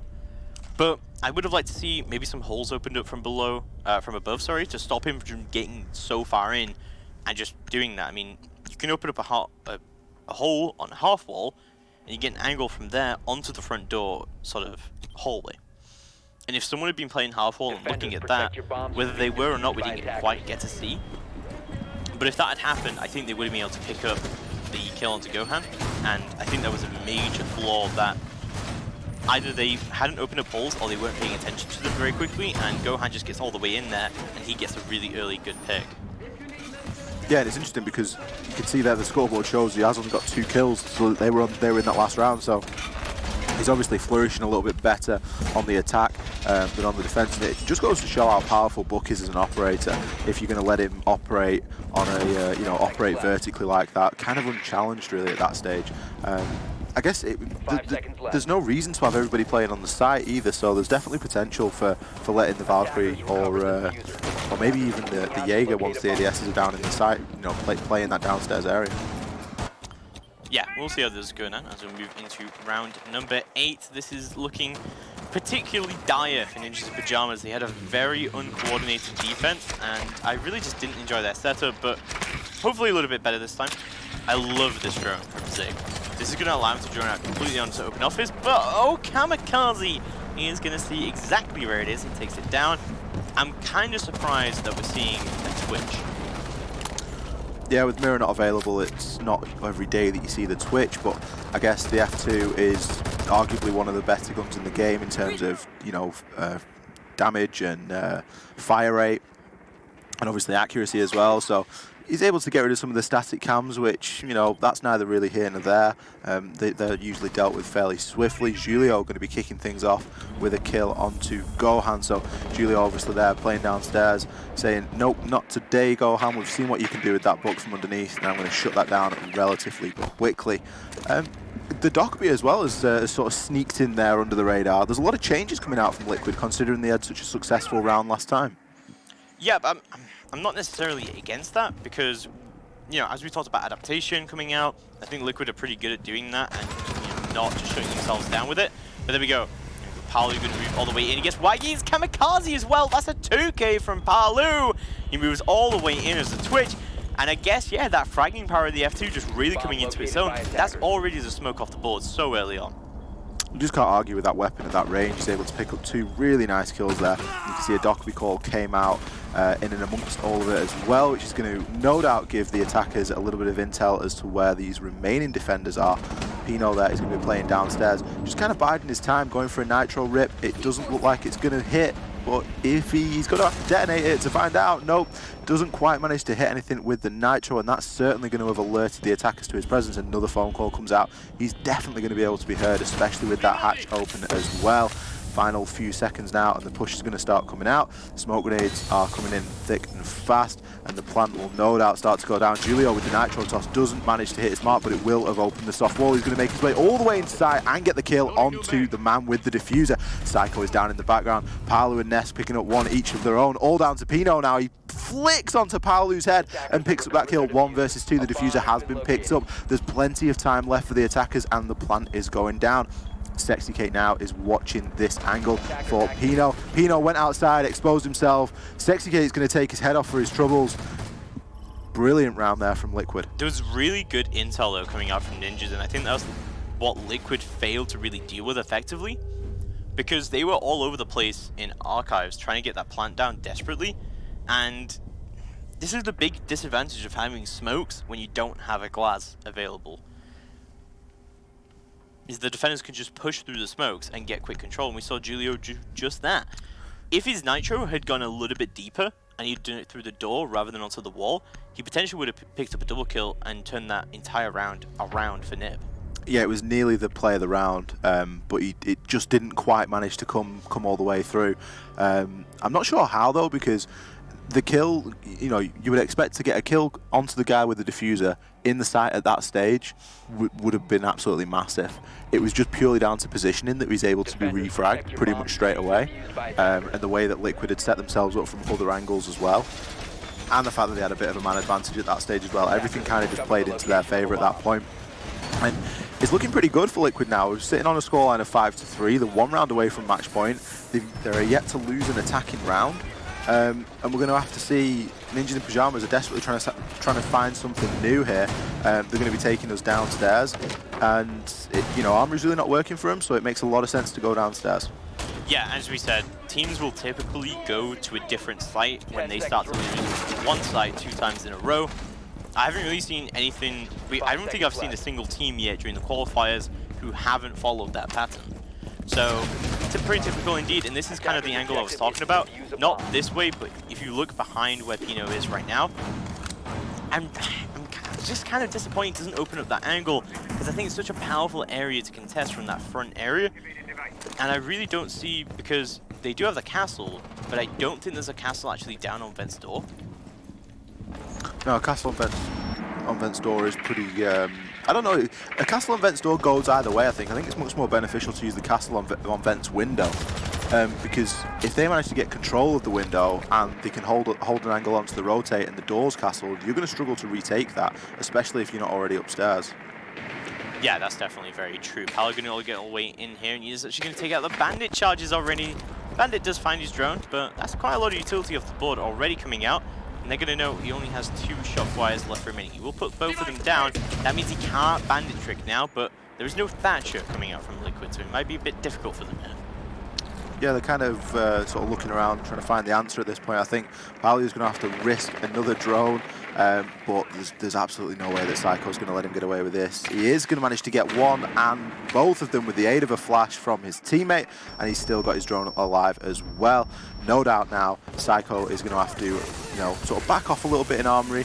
He doesn't need to play this all too aggressively. They've wasted over half the round at this point. Finger boost with the F2, what a dangerous sight that is. Yeah, definitely very good indeed. This is great progress coming out from Liquid, and just using that bait with the Twitch drone there, where he shot down the door and they started to push flashbangs in. Then, you know, Psycho realizes he can't contest that angle now. He has to come back, allows the Twitch drone to go in. Great take coming out from Liquid already. Great objectives already achieved by them. This should start to go into a flurry of kills, but oh, Psycho is actually going to pick up Nest before he can do really much damage with that Sophia. This is not looking too good for Liquid all of a sudden. No, not at all. Dockery Call is going to come out. That's going to make it a bit more uncomfortable for Nip. C4 comes out from Pino. I think he managed to hit the roof with that one. But he's going to get a kill onto Paolu, basically for free, as Paolu's just stood in the middle of the breach. It's going to give Pino time enough to answer his phone. He's definitely aware that there's another one playing around the breach area, but he's pretty much got nowhere to go as he's stuck in Sandwich, maybe even looking for a run out and back in through Vent's window. I'm not too sure at this point. A lot of time being wasted now on the team of Nip, which is exactly what they need. Another Dockery Call is going to come out. Pino is just going to narrowly get away with his life. Sexy Cake is almost certainly going to pick up this kill, and he does, dropping down straight into sight, wasting no time. Kamikaze going to take out Zig. Gohan finding his own onto Wag, 3 versus 2. 10 seconds left on the clock. All down to Liquid now to start picking up some kills and get this diffuser down. Sexy Cake doing just that, picking up the kill onto Psycho, but Julio comes in clutch with the kill onto Johan. 1 versus 1. Diffuser's down upstairs. All the defenders have got to do is stay alive at this point. Sexy Cake was only a mere few seconds off picking up that kill there onto Castle. So close, but Julio just managed to stay alive for just a few extra seconds there. We'll clutch it out, and Nip will find their first round on defense, which is very, very surprising considering how those rounds have been going. And just looking at what Liquid were doing on their attack, they were playing it very, very smart, getting the Armory wall open as quickly as they did. But I think the opening kill going into Ninjas in Pyjamas' favor completely turned around that round in particular, just because it's Nest going down that early. And as I said, that even though Liquid with their recent pickups don't rely on Nesk as much, they do often play around his entry. Yeah, it can certainly shift the tide if you lose an influential player early on in the round, especially if he's playing on an operator and there's nothing really set up for him to do at that point. If there's not many static drones that have been set up, and he can kind of be taken, you know, pretty far out of the game if you get that kill early on. So yeah, that can prove pretty crucial. But I think for me, the way that upstairs was held was really, really good from Nip. They managed to do a great job, and I know that the Armory wall managed to be opened and all this sort of stuff, but just the way that Pino was peeking on the Valkyrie, it was just wasting so much time, and there was just so much uncertainty on the side of Liquid as to when they were able to push through. And I mean, Julio, we didn't hear a word from him all the way through that round, and then he comes in absolutely clutch at the end. But I mean, you can see there the scoreline is speaking for itself. We don't hear a word from any of them. We can't hear their comments, unfortunately. No listenings. But we're going to move through into round number 10. Team Liquid just a couple of rounds away from locking out the map, but Ninjas Pyjamas is encroaching on their territory fast and hard. Let's see how they do it now, as we will see an Armory Lockers and Archives defense once again. And again, the Clash coming out instead of the Maestro. It didn't work last time, and I really just don't know how it'll work this time. We've got Gohan on the book yet again, so surely Gohan's going to know, he's going to get some good drone intel, he's going to go underneath. I mean, even if he didn't know that there was a clash there, he'd be looking to go down and remove the bandit batteries and to disrupt anyone that could be playing on half wall. It does look as though they're playing it a little bit differently. Clash has actually got the gun out at the minute, not the shield. I mean, it's early on, so there's not real much value in having the shield out at this stage, but she could surely be maybe challenging onto Break Room from CCTV and just, you know, causing some issue. I'd really like to see Clash buddied up with another player in this scenario, go downstairs and make Gohan's job a lot more difficult. Yeah, rather than just letting herself get picked from below like what happened last time with Gohan. Go below, contest it, and, you know, not allow yourself to get a vertical play like that, because if you're playing right below the objective, vertical play can't really get used against you that well. So we're going to see how it does go down, as I do see Team Liquid are going to try and take their attack, but it's looking pretty good for them already. That's not a great start, though. He's going to lose one of his drones already. He's got another one, though. He's going to pop that out and see what he can do. Does take down one of the bandits. That's all just about he needs, really, here to stop this bandit trick from happening. And he's droned it out. They know there's nothing there. And there we go. That's really good progress for Liquid already. Yeah, to be able to get that wall open just about halfway into the round. Not a bad job indeed. Dockerby call there is going to come out, which is going to make Psycho's job a little bit difficult here. He's really going to have to push back and give up a little bit of that pressure that he's able to apply to be able to answer that phone. Gohan surely should be going for some sort of a grenade toss at the minute. He's going underneath, trying to find that kill off a ping, but he's not able to. But what it is doing is it's forcing the remaining defenders on Nip to have to push over toward the archive side, and he's now going to be at the top of main stairs ready to deal with anything that he may find. We've got Bandit holding an angle. Bandit's pretty aware that someone could be on the main stairs at this point, so he's not really going to want to move too much and peek, but ultimately this is going to be on Gohan to try and make something happen here and push in through those beepers and pick the kill. Well, he will toss out some nades to try and see what he can do here. He's opened up top of metal, but it's going to be Pino from the bottom metal. He goes for a run out as well, but what? SexyK jumps down on top of him and just Goomba stomps him. There goes Pino, and now it's a 4v4. This is actually looking really, really, really good for Liquid here. It's all going to be down to Wang to see if he can push off here, but Kamikaze's going to go down to the top of metal. SexyK takes him down as well. And Liquid start to push in. Paolu, oh no, it's SexyK with another kill! Julio takes down Zig, but the revolver comes out from Paolu, who takes down Psycho. And now it's all down to Julio, who does still have a nitro, but it's a 3v1. The diffuser's going down, he doesn't peek it out. Paolu takes him down, and Liquid take round number 10. What a round from SexyK. Oh my god. SexyK with the absolute play of the day. He basically jumped down straight onto his head, managed to pull out the SMG-12 and shoot him right in the face. He's like 15 for 3 or something like that right now. We'll see once we get this scoreboard up, but he's been doing work today for Liquid. Well, I think he was on 12 for 3, wasn't he? He picked up 3k. Yeah, he's definitely he's up there. Very impressive from SexyK. I couldn't believe that he won that gunfight from the top of main stairs to, I think it was Jaeger prone in objective. There was no way that gunfight is won by SexyK there peeking the top of the stairs with the SMG-12. Yeah, I don't think they'll do it, but we did mention Rampy's record yesterday of 22 kills dropped in one map. Liquid could pad their stats up. But I don't think it's going to happen. It's a fun thought experiment. Protect your bombs from being it'd have to go to an OT, I think, for us to see that many kills. Yeah, he get you know, an ace and then run out of time on the diffuser plant. But you know, we'll see how it does go down, as we will see exactly how Team Liquid are going to start out. What could potentially be their final attack here on Border. They've been looking very, very strong right now, and typically on Border, it is 50-50.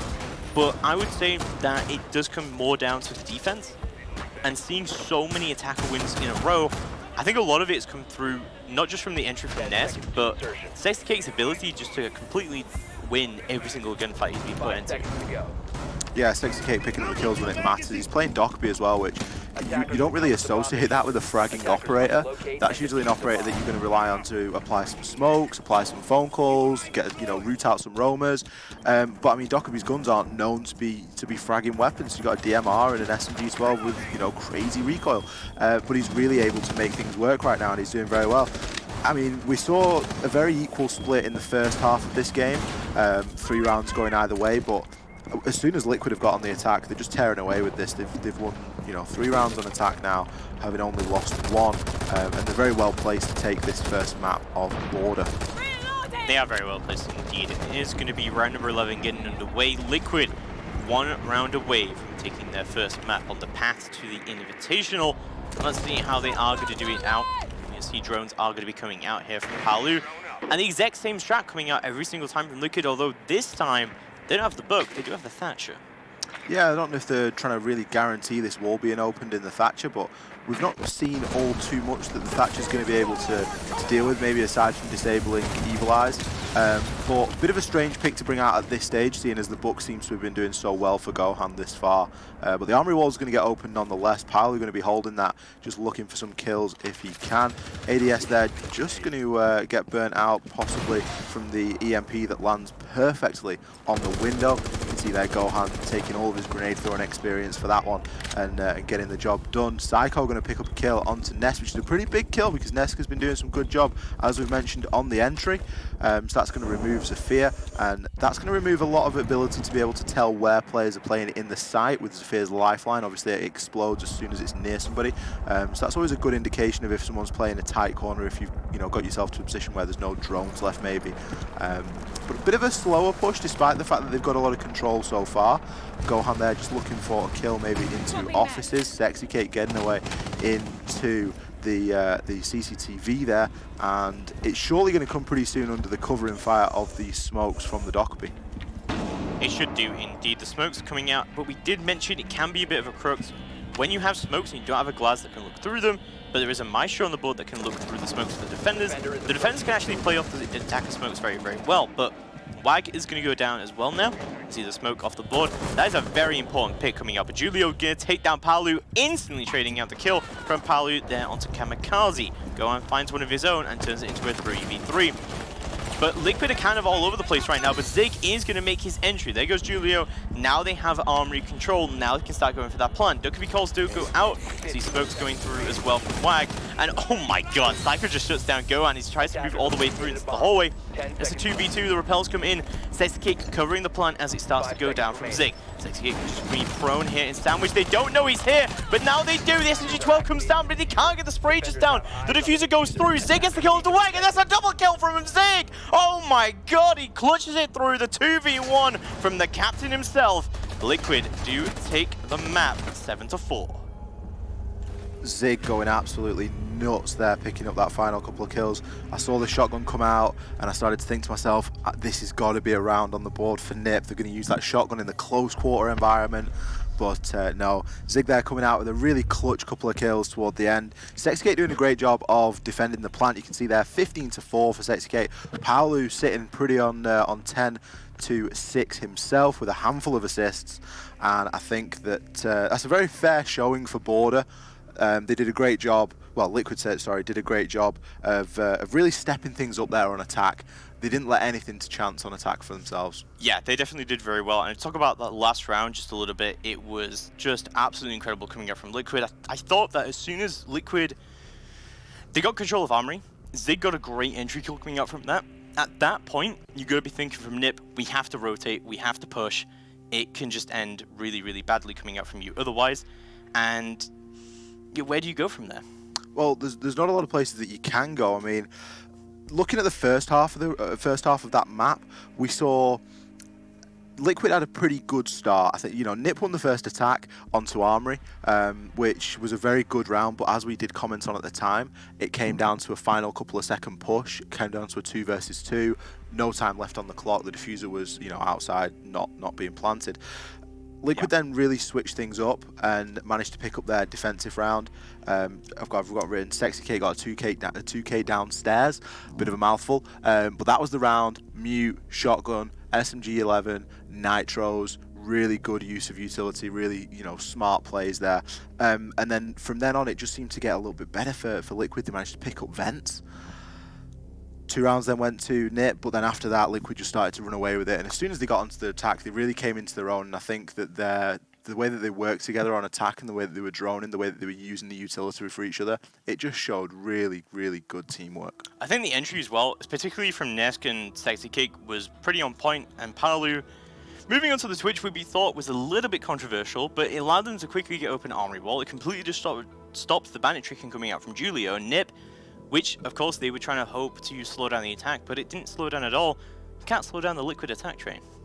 No, and I think there was a bit of a shift as soon as Sexy Kate started to use Dokkaebi, where the attacks just really started to happen then. Yeah. The Twitch got brought out as well. The Twitch was able to get the frags, use the Twitch drone. I mean, how often do you see a Twitch drone being able to take out 4 bandits? That is like, true. It just doesn't usually happen. Like, as Bandit in that scenario, he had somebody else playing in Armory with him.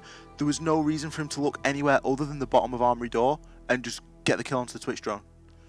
You know what I mean? It seems very easy sat here to say that, but looking at it, I feel like the Twitch got away with a heck of a lot more than she should, and it really contributed to the rounds. The Twitch did, that's right, but I think it's important to realize why that happened. It wasn't just that the fact that NIP weren't paying attention, because they were aware of what was happening. It was just everything that was coming out from Liquid. Like, yes, you can sit there and you can watch the drone coming at your feet, or you can try and not get killed by the person who's inevitably going to peek around the door, or by the flashbangs coming in, by the nades coming in from Locker Sandwich, by the Gohan below you as well. There was so much there from Liquid just to completely deny anyone from destroying that Twitch drone. It was really well played by them. Well, that's where we talk about the teamwork, and like you say, it was Thermite outside, able to shoot down the door, throw through the flashes, like you say, all of a sudden puts Bandit in a very tricky position there to just watch the floor for the drone coming through. But, you know, swings and roundabouts, it certainly could have gone either way. There were some very good rounds on the board for NIP. Standout plays, got to be from Pino and his grenade skill. You commented on it earlier in the pregame, the sort of pre-decided grenade spots that there are in the map where you can kind of line yourself up with points of reference and you know where your grenade's going to land to within a degree of accuracy. We saw some fantastic showings from that, and some good play from WAG as well. And Julio, I mean, the round that NIP won on defense, which was down in vents, I feel like Julio played a massive role in that round because he was just able to hide himself away for most of the round, able to play through through customs, pick up a kill at a very crucial point in the final sort of 10 seconds, and he knew the diffuser was down. He was able to run away. He was only allowed to do that because of the good work that his team had done upstairs, wasting time. But he managed to play the round very, very passively, and I don't really think that Liquid ever really had a handle onto where he was. Yeah, that is true. I feel like on that particular attack, though, Liquid were kind of all over the place with their intel, and it wasn't that well coordinated from them. We are going to move into Clubhouse, however, as our second matchup. What do we think about this? Not only that, but NIP was Border was NIP's pick, NIP was Border's pick, something like that. Yeah, so, I mean, we saw Clubhouse yesterday. We saw how kind of one way it can fall. It fell to the attackers yesterday. I think there was something like 13 or 14 of the rounds were won on attack, and 3 of the rounds were won on defense yesterday for Clubhouse. So it's going to be looking pretty good on the rip for NIP, as they're going to be starting out on attack. But, you know, it depends how the bans go. I'd love to see a hard breach ban. It does. And yeah, exactly. That's the big point I was going to bring up, is that any time that aren't hard breacher bans on Clubhouse, it does tend to shift into the favor of attackers. We've already seen pretty great attacks coming out from Liquid. Let's take about a minute to talk about this while we'll let the players get ready for their matchup here. What do we think? I mean, we talk about this a lot, about is it better to start out on a side that you think you're going to do better on, or is it better to go into the winning side? It depends on what kind of team you are, and it depends on what really drives you and what motivates you. If you get motivated by losing, and when you lose, it really, you know, winds you up and it really drives you to do better. Yeah. It wouldn't be too bad to start out on the considered, you know, lesser powerful side. It wouldn't be bad to start out on defense. Sure. But if you're a team that really builds off momentum and you do well chaining rounds together, and you've got that sort of that teamwork and everyone gets hyped and everyone's really performing and operating at a high level, then it would be a little bit more advantageous to start out on the, you know, on the favoured side. But like you say, it does all come down to the operator bans, and we are going to be jumping into those right now as we come out for our second map of this evening, which is going to be Clubhouse. Yeah, we've seen quite a lot of Clubhouse recently, and it's good that you mentioned the whole kind of momentum-based gameplay, because if you had to define Latin America in just a short phrase like that, I would say that is basically how you would do it. Maverick ban there coming out. Maverick ban isn't something that's so unusual. You do kind of expect it on Clubhouse. He can be very powerful in any sort of CCTV or cache take, and the Glass ban there. Glass seeing a 100% ban rate so far in both today and yesterday. That is actually. Yeah, definitely. I'll be surprised if we don't see a mirror ban coming through here. And there we go. Liquid are good about the mirror. That's also a bit of a target ban as well, because we do see Julio play a decent amount of mirror and does it very, very well. Yeah, we didn't get to see any mirror play last time on Border either, because it was banned out there. Going to be looking at an Echo ban coming out for the final one, so Maestro will again be available. Yeah, definitely very good indeed. Let's see how it does go down as we move into round number 1. It's going to be Team Liquid who start on the attack here. Obviously, the colors are a little bit disorientating there, but they do start out on the attack here. So let's see how it does go down. As we move to round number 1, we'll see a CCTV room and cash room defense. Yeah, so like you say, it's going to be Liquid out on the attack this time. Opting to take the double hard breach, not really too many surprises there. Nesk this time is Ash, is all his. He's free to pick Ash. He's free to pick the Ash. So I think the Ash ban would have been a bit of a waste coming through from Ninja's Pyjamas, but you know, we'll see how it does go down, as we will see a CCTV cash room defense coming out to start with here. How do you think this is going to go down? This is a pretty typical defense when the Maverick is banned, and I think that's why they've gone to start with, but we've already seen some pretty well-coordinated attacks coming out from Liquid. I'd like to have seen a set of grenades, I think, on the side of Liquid. I think a set of grenades there would have really been able to make opening that wall a little bit easier. We did see it quite a lot of times yesterday where the grenades were able to just push the bandit off being able to trick that CCTV cache wall. Having only got the, I guess you could use the Jackal from below, or you know, you could use the Twitch drone if they're going to be pre-placed, but there's not a lot of scope there to deal with, you know, a bandit that's actively tricking. So if Julio plays his cards right, there's a good chance that he's going to be able to keep these attackers out for some time, but depending on how Liquid use the utility, if they go for the old double hard breach option and they just place one charge on either wall, you know, he'll be able to make short work of that. Yeah, he should be able to do so indeed. Let's move through into round number 1 and see exactly how it's going to go down. I like these Maestro cans coming out from Pino here, and we'll see how that does work out for him. But we're going to move through quickly into round number 1. Liquid have not dropped a map the entire qualifier. I think this is very, very close for them dropping it, but Gohan, the Twitch is getting away with the same things again, and as I said before, sometimes from Liquid it has come down to them just being very, very smart with it. But that was just poor paying attention coming out from Nip. They know that Liquid do this. Yeah, Gohan's really getting away with murder on that Twitch. You can see there Julio is now trained onto that drone hole. He isn't going to let the same thing happen again, but he's already lost 2 charges, so there are only 2 to deal with now. Maybe this is the time for Nest to try and make his way in downstairs. He uses Ash breaching charge to deal with that. Ooh, that's going to be a big pick there for the Evil Eye there. Just taking out one of the drones, denying a lot of information there for whoever is playing up on a garage catwalk. But Gohan, again, he's just going to rotate his Twitch drone all the way around, get it into cache, and he's already got one of the bandit batches off. That's going to be all he needs. The wall is going to be opened within the first half of this round. Not only did he get the drone, and oh my god, Nest just runs in, he's just a monster! Zexicate takes down Kamikaze, and all of a sudden it's a 2v4. Julio is going to try and deal with it a little bit back, but Wang going to be playing on the east stairs and seeing what he can do here. But flashbangs go out, Nest picks up a 3rd kill, and it's all down to Wang, but he can't find anything. Zexicate picks him up, and Liquid, in a very stunning fashion, take round number 1. For Liquid, that was all about taking that east wall, and Gohan was pretty much... he was key to that, because as I was going to say, not only does he get the bandit charges with the Twitch drone, he also knows where the bandit is, so he can say, just open the wall, he's not even there, he's not even tricking. Liquid are continuing their fine form that they've been having on attack from border, continuing it into the map that we are currently on, which is Clubhouse. I've no idea how Liquid are getting away with what they're getting away with at this point. It seems as though Nip are just I don't know if they're maybe panicking a little bit and just not really playing themselves, but you just don't see Twitch drones getting away with that much. And you can see Gohan there is looking for a 6 pick, and he is going to make it onto the Twitch from the book. I'd maybe like to have seen a book for downstairs. I think they think there's going to be upstairs again coming out from Nip, because typically they will do that. It's a good choice from Nip to switch it up straight away, because it really didn't work for them there. As soon as that east wall got open, Nest just runs in and gets 2 kills and makes it a 3rd. So I think it's a good idea to switch things up and go downstairs. But the lineup of Liquid, it's pretty flexible, and I'm sure that they're going to be able to deal with this. They've even got the Jackal if they do need to hunt out any roamers.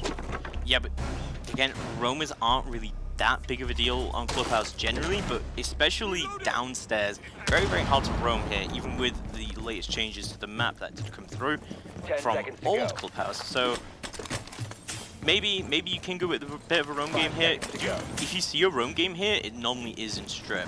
So I'll be surprised if Kamikaze actually does anything here, because I'm pretty sure he's the only person with impacts here, so he needs to be playing safe below kitchen, unless the smoke has impacts, but we don't quite know. Yeah, looking for the old impact trick onto the kitchen hatch. But I mean, at this, I think we've even got a Jackal ping well, Jackal will certainly get a ping pretty much straight away anyway, purely because of, you know, catching people that are maybe reinforcing the hatches and stuff. And it just gives you an idea as to who's playing on site. You can drone a little bit lighter upstairs as a result of that, as you know that you're going to be pretty safe from areas like you mentioned, like Strip. But Palu's made his way all the way into Escape Tunnel already, and he's holding a hard angle onto the doorway. Everyone's pretty much aware of his presence at this point, so he doesn't need to peek anything. He's got some Legion mines that he's going to have to deal with, no doubt. But it's good control to have at this stage, and he can really just hold there and make a bit of a nuisance of himself, because it's going to cut off a lot of rotation within the site for the defenders. Yeah, he is. The fact that he's found his way into dirt and no one is contesting this area is pretty powerful. It also sees that Nib don't really have too much control, and they don't really have too much intel of what's actually going on in the areas they're supposed to be defending, which isn't a great idea. He's actually got 2 ADSs down in blue here. This is a great position for Pino to play, but it might not matter that much. So Sexy Cake is going to go down immediately, however, for a nice nitro coming out from Psycho from below. That's already Habana off the board. That's a great kill. They know people are in dirt now. While I agree with one person being in dirt just to cut off a bit of site rotation and hold an angle and be able to push him when things get crazy in the site, I'm not sure about there being 2 players in dirt, because I just feel like you're stacking up a little bit at that point, and the push is going to be a little bit too light from everywhere else maybe, as there's only another 2. But Kamikaze is going to take his eyes off the door. I really thought that we were going to see Zig there moving and making his way in, but he just changed his mind at the last minute. Guman will go off. Kamikaze is going to be well aware now that he's going to get pressure from dirt. Nesk picking up a really important kill there onto Pino, and another one from Zig onto Kamikaze. Smoke grenades are going to come out, which is going to force the players in tunnel to push back. Time is working against him at this point as well. Wag is spamming his smoke grenades, and he's going to come up in an engagement versus Nest. He's going to get away with his life. He's going to actually get the down, I think, onto Gohan, as Wag now is well placed to get a couple of kills. He's going to get a nice one there onto Palu. Psycho picking up one of his own. 3 versus 2 now. It was looking good for Liquid, but it's not looking very good anymore, as Julio's going to pick up a quick double K to close out the round. Great plays from Julio coming out right here at the end, especially with the way that he peeks it as he goes around and goes for the double kill. Really well played from Julio there at the end, but Liquid with a pretty good attack there, honestly. It just, in the end, just didn't work out for them. I think they just didn't have enough control, and they were kind of all pushing in, but only from 2 sides. They didn't have kitchen hatch, and if you're going to go for an armory push, you kind of want to get control of that hatch. It was the 2 players that were in dirt that were really, you know, sort of bugging me at that point, because they just got cut down on the way into the site. I'm not too sure what happened there, because, like you say, there just wasn't all too much open from Liquid. It looked like they were very well placed at a point to get some kills and to close that round out, but ultimately when it came down to the trades, they just weren't really able to keep up with them all too well. We're going to see a blitz now on Sexy Cake, which is a little bit different to what we were maybe anticipating, but I'm pretty glad that Gohan's on the Thatcher this time, because I feel like he's running his luck on the Twitch and being able to rely on him to get those bandit batteries off. Yeah, he is relying on it quite well. We'll see how it does go through as we move into round number 3. Team Liquid and Ninja's Pyjamas all tied up here at 1 apiece, but don't forget, Team Liquid have a slight advantage here, and they do have a map up here. So we'll see Black Eyes are going to start to go down and see what's actually going to happen here, but 5 seconds to insert. this is, I'm not sure if I really like the attacker lineup here from Liquid, because, as we said before, that Twitch was working out quite well. It is a bit of a crux pick, so I'm glad that they've picked that Thatcher coming out here now instead. I'm just really not sure about them not picking a Habana here, because I feel like, as we mentioned multiple times before, having 2 hard breaches and Clubhouse makes it so into the favor of attackers.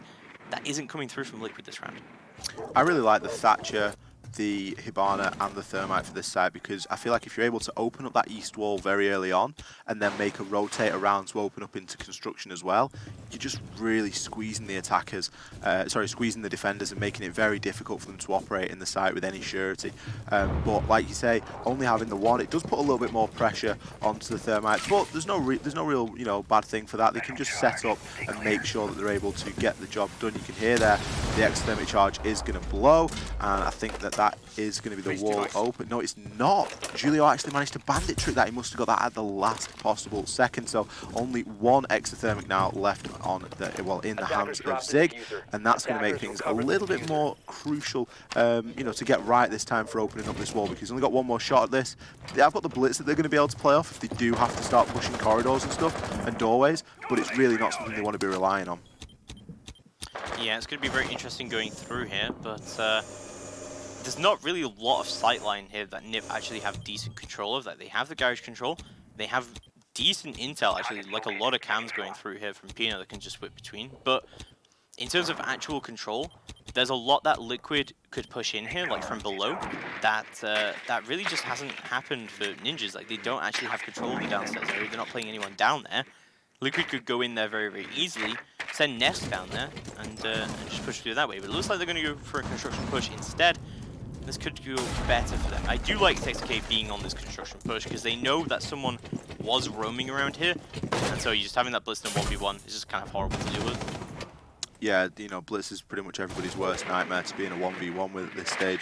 And especially with so many players left still alive. But as I say that, Neski's going to pick up a nice kill there onto Kamikaze, taking Jaeger.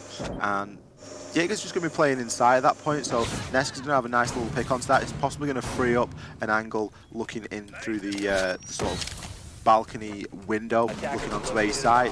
Ooh, Paolu there just going to narrowly miss out on a kill onto the Maestro, but Sexy Cake is doing good work on the Blitz, taking out Wag. Psycho going to find that kill onto Gohan, and Paolu there just putting some good shots in there onto Pino, but Pino's managing to stay alive, and he's just keeping himself very well hidden. Sexy Cake with another kill onto Julio. Psycho and Pino picking up one of their own. We're still on this battle with Paolu versus the Maestro at the top of the Armory corridor.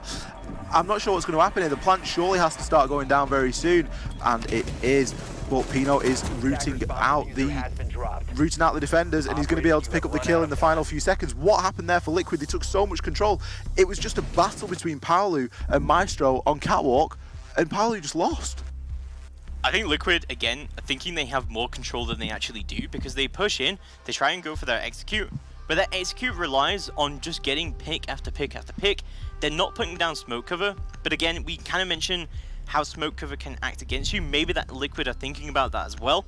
They're thinking, we can't really smoke push here, we have to get kills on our entry. We can do that because we have Nesk, and we have Sexy Cake, and we have all these great fraggers on our team, and we have the operators capable of doing that. It's all coming down to gunfights for Liquid here. Sometimes they're just not winning. I'd really like to see what happened there in terms of, was there a player that would have been able, an attacker that would have been able to play downstairs in the garage and look up from garage door onto Catwalk and just try and pinch the Maestro out a little bit harder? Because I think that would have paid, that would have paid dividends for them at that stage. Yeah, it definitely could have done, but it's going to be 2-1 up to Ninjas and Pyjamas. This is somewhat the scoreline we were expecting with the Maverick ban coming through, but pretty well played from NIP so far, and I think Liquid are going back to their old strategy of bringing the Twitch. Although this is going to be a gym bedroom defense, I'm not sure how I feel about this when you don't have a castle and there is a Maverick ban, so you know there's no Maverick, right?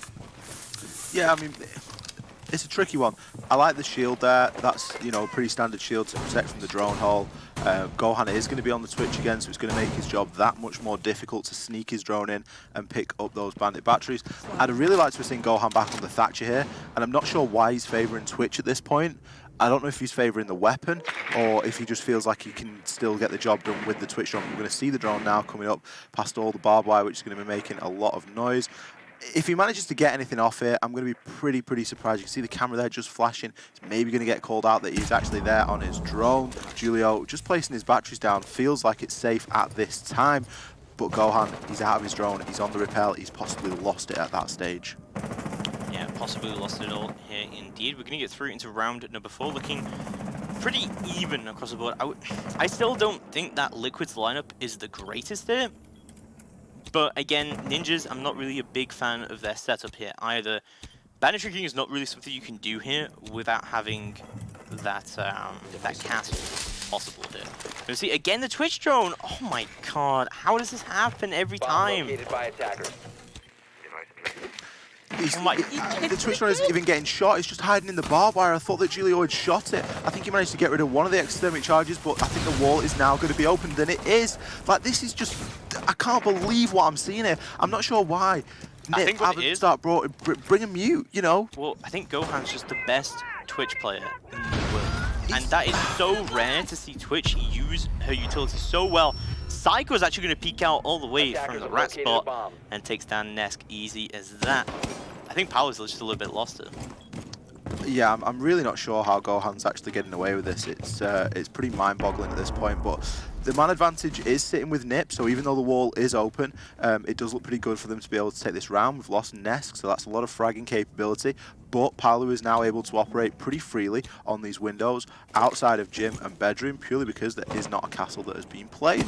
Oh, he could be peeked from CCTV, but I'm not sure if anybody is playing over in that direction. The wall now into bathroom is going to get opened. That's going to make it very uncomfortable for Julio, and I'm pretty sure that he's going to go for a run-out kill here. He doesn't manage to connect. Paolo punishes him for it, but Psycho comes out with a run-out of his own and does actually manage to pick up the kill onto Paolo. Smoke grenades are going to come out in the final 25 seconds now, and the push is certainly going to have to start happening now for Liquid if they do want to get this round on attack. Yeah, it is a 3v4 at the moment. Waggers, no, he's not down. He's on 1 HP in a dream. He takes that dream and sends it. Sage execute, kills him. And a flurry of kills just coming through from Nip to deny the push coming down. Gohan goes down. And that's going to be Nip who take round number 4. Very well done from them.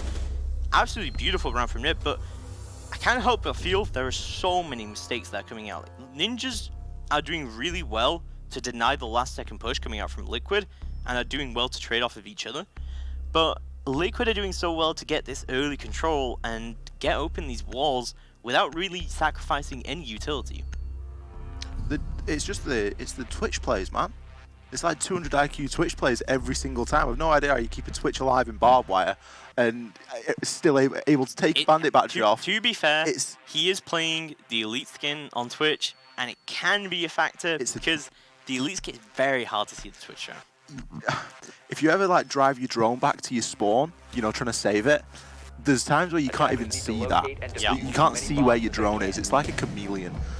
So yeah, there could be a little bit of an element of that going on there. It's going to be a non-factor this time though, because Gohan is going to switch out onto the book. And you can see there's a pretty good spread of kills there on the team of Nip, and Nesk and Sexy are doing all they can to try and keep Liquid in this, but ultimately not enough kills going out on the bottom end of that leaderboard really to be picking up these rounds. Scoreboard very reflective of that at this point. Liquid started out really strong. That first round that they had on CCTV, it came out like an absolute train, and it really looked like they were going to be well set to storm through this map. But as the rounds have progressed, Nip just seems to be picking up round after round on defense, and this is just so contrary to what we saw yesterday, where we saw all those rounds won on attack. Yeah, it is definitely very good. And I think really the definition of that is the fact that the Maverick bans come through. And I know I say that kind of controversially because when we saw Clubhouse, no one was even bringing the Maverick, even though it was available. So, swings and roundabouts there, I guess, but I still think the Maverick ban is affecting quite a lot here. But it's not even that, though, because Liquid are doing very well to get these walls open. It just seems to be the last second push just all goes wrong for them because they're relying too much on frags, and they normally just don't have the manpower at that point. It's like you say, it's just all in the execution in those final few seconds, and that they are maybe relying on frags a little bit too much, and that's what's causing them a little bit of a problem later on. But you know, ultimately, they've just got to get their heads in the game now and start opening some hatches and opening some lines of sight, because they've got the book, so they're very well placed to start opening up lines of sight in kitchen. Try to get rid of that impact trick from happening. Try and get kitchen hatch open. Maybe even try and get church wall. And they just need to push on the site and execute, but that is not going to help them at all. Psycho being allowed as the Jaeger to just roam freely over in strip. Palu not able to get any footprints. I'm not sure how he's got away with that. That's going to be some pretty smart play in the prep phase. Great play to completely outmaneuver a Jackal like that. That's no easy feat whatsoever. That's going to be a great early kill coming out there from Psycho. As we see round number 5 getting underway. What a shot from Gohan! Oh my god! Kamikaze just gets removed. What was that? Kamikaze playing very off-site as well there. Nip seems to be going for a little bit more of a roam here, and maybe they're just stretching the legs a little bit, and they're getting pretty confident at the minute. They've got a couple of rounds in hand, so they feel like they can get away with playing a little bit more aggressively or a little bit more unpredictably. But Kamikaze is going to get punished for it. It worked out for Psycho. He managed to take out the Jackal. Smokes, a smoke loss that early on is pretty big, because Jackal's ability, while it's very valuable on Clubhouse, I think you're really bringing him for the smokes at that stage, because he's going to be able to allow that entry into sight or just a little bit of covering fire. But kitchen hatch is going to get opened with pretty much no problem at all. wall there. C4 toss comes out from Pino, but doesn't manage to connect. Liquid made his way to the bottom of the main stairs. He's just going to be peeking on into Armory, or Arsenal, sorry, to see if there's anything that he can find in there. Wag, conscious of the tunnel push that could be coming out, but I don't think anybody's going to be playing that. Yeah, not quite yet, but getting into the execute phase here. But Liquid, again, not having too much control. I feel like they're just going to go for the push and just try and get into the side, but there we go, he goes in! How does Nesk do that? He's all the way in, he picks up the kill into Psycho, and this all starts to come through very well. A flurry of kills just come through, it's all down to Pino all of a sudden. He takes down one, but now the plant is going down. It's a 1v2 right now, Nesk is injured. Pino just tries to push around, but no, he can't get it. Sexcake takes him down, and Team Liquid take round number 5. And again, they just have no control, but they just don't care, because Nesk runs in, kills people, and so does Sexcake. How is this happening? I think, like you say, it comes down to quite a few mistakes. Nip were a little bit more, well, they played that a lot more differently. We had players, you know, we had Kamikaze playing upstairs. I believe it was in gym that he actually got shot out of. And we also had the Jaeger playing over in Strip, which was you know, I think it was Pino able to pick up a kill, or Psycho able to pick up the kill and move back through onto the site. So there was a couple of differences there in the way that Nip played that, and it really showed. But you know, last time we went, last time they went down there, they did defend it very well. So I'm not sure why they made too many changes. All I can think is that they had a couple of rounds advantage. But I think a fair reflection now would be for this to go 4-2 in favour of Nip, because they really defended very well on this site. I just want to go back as well. Gohan potentially had one of the most ridiculous book headshots I've ever seen onto the Legion, who could dare to contest the goal. As we'll see Nip move into their final defense round here. We're going to see how it does go down to CCTV cash room. This has been a bit back and forth so far, because at the start it looked like Nip just could not hold on to this at all, and Liquid just rolled in here and just completely destroyed them. This time, it's a little bit different, because the next round that they saw on that defense, they did win quite well. And again, I feel like Liquid are just relying so much on that entry. I would like to see at this point, Gohan go below and then go into a construction push instead. The construction push didn't work too well for them last time, I think. Well, so what I'm saying about here is that they're relying on this quite well to try and get this wall open, but they're not bringing the Twitch yet. If Book goes into stock, they open up the floor there and they construction push and they open that wall up, they have a great opportunity to push in, because I don't think there's actually any impacts from ninjas to impact trick the construction wall. Yeah, I think they're definitely going to have to do something to deal with those bandit batteries, and I think, like you say, the Book there is going to be the man to do the good work on that. They've got loads of ADSs there to try and avoid any grenades that may be looking to push the bandit off his position to be able to trick. It does look like we're maybe going to see that. Book's doing a bit of drone work for himself downstairs, just making sure it's clear for him to go in and get the wall open. I'm glad that we're not seeing the Twitch again, because I'm not sure that they can rely on that. I think at this point, Liquid have just relied a little bit too heavily on a couple too many things, and I don't think they can keep relying on Nesk and Sexcake to go in and get those entry kills. Sexcake on the Hibana this time, so unlikely that he's going to be doing that. But certainly Nesk, they can't always be relying on that, and they need to just to remove the good individual play. That's always a great element that you can use, but just focus on maybe this execute and Zig there. Just trying to bait out the second set of bandit batteries, as I believe the first ones have already been destroyed. And there we go. We've got the holes underneath from Book. Nicely placed frag grenade there. Yeah, he threw a nade up, and that was really well placed from him. Julio still, he's very, very wary about wanting to contest this right now, and I really don't blame him. And there we go. He's not going to be able to do that. That is pretty good for Liquid. Most teams will get that open by about 1 minute 40. That's not exactly great maneuverability, but without a Capitao, I'd say that's okay. Although yesterday we saw teams getting the open insanely early without a Capitao, so... Yeah, I think we saw like 50 seconds, didn't we? It was crazy, but there were times where there was no mute or bandit being brought, so it did make things a little bit strange and a little bit out of the ordinary. But Sexcake going and pushing through onto bedroom, looking onto construction. Just looking to find an angle in. Pino going to be playing his spot on top of Garage Catwalk. 2 kills going to come out very quickly there for Liquid. That's the entry that they need. This is going to put them in a big advantage in these final 30 or so seconds to get this round and to take this to 3-3. Nesk is going to pick up another one. Julio going to get one of his own, but Palu picks up one onto Julio. All now down to Pino. Shots are going to come in, but he's not going to manage to connect. Everybody is well aware of where he is at this point. As the Maestro, he's definitely got this clutch factor. He's got the LMG. He's got the ammo to do the job. Zig's going to peek out. That's going to be all she wrote. Liquid are going to take that round. And we're going to be moving out of our first phase 3 apiece for both these teams. That's actually pretty good for Liquid, considering how either to one side or the other this map tends to be, and to even it out when you start to move through onto your defense. That's looking pretty good.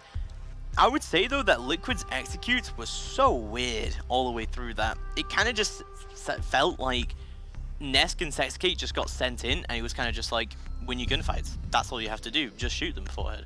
But it doesn't really work out that well normally. I'm very interested to see what's going to happen here as we move through onto Nip's attacks, and I like this lineup coming out from Nip. I very much like the Vigil. I very much like the Vigil. The Vigil. I think that's a good switcheroo, but yeah, we're seeing you know, a typical sort of lineup as to what you would expect over on the side of Nip. Do like the shield being brought out as well.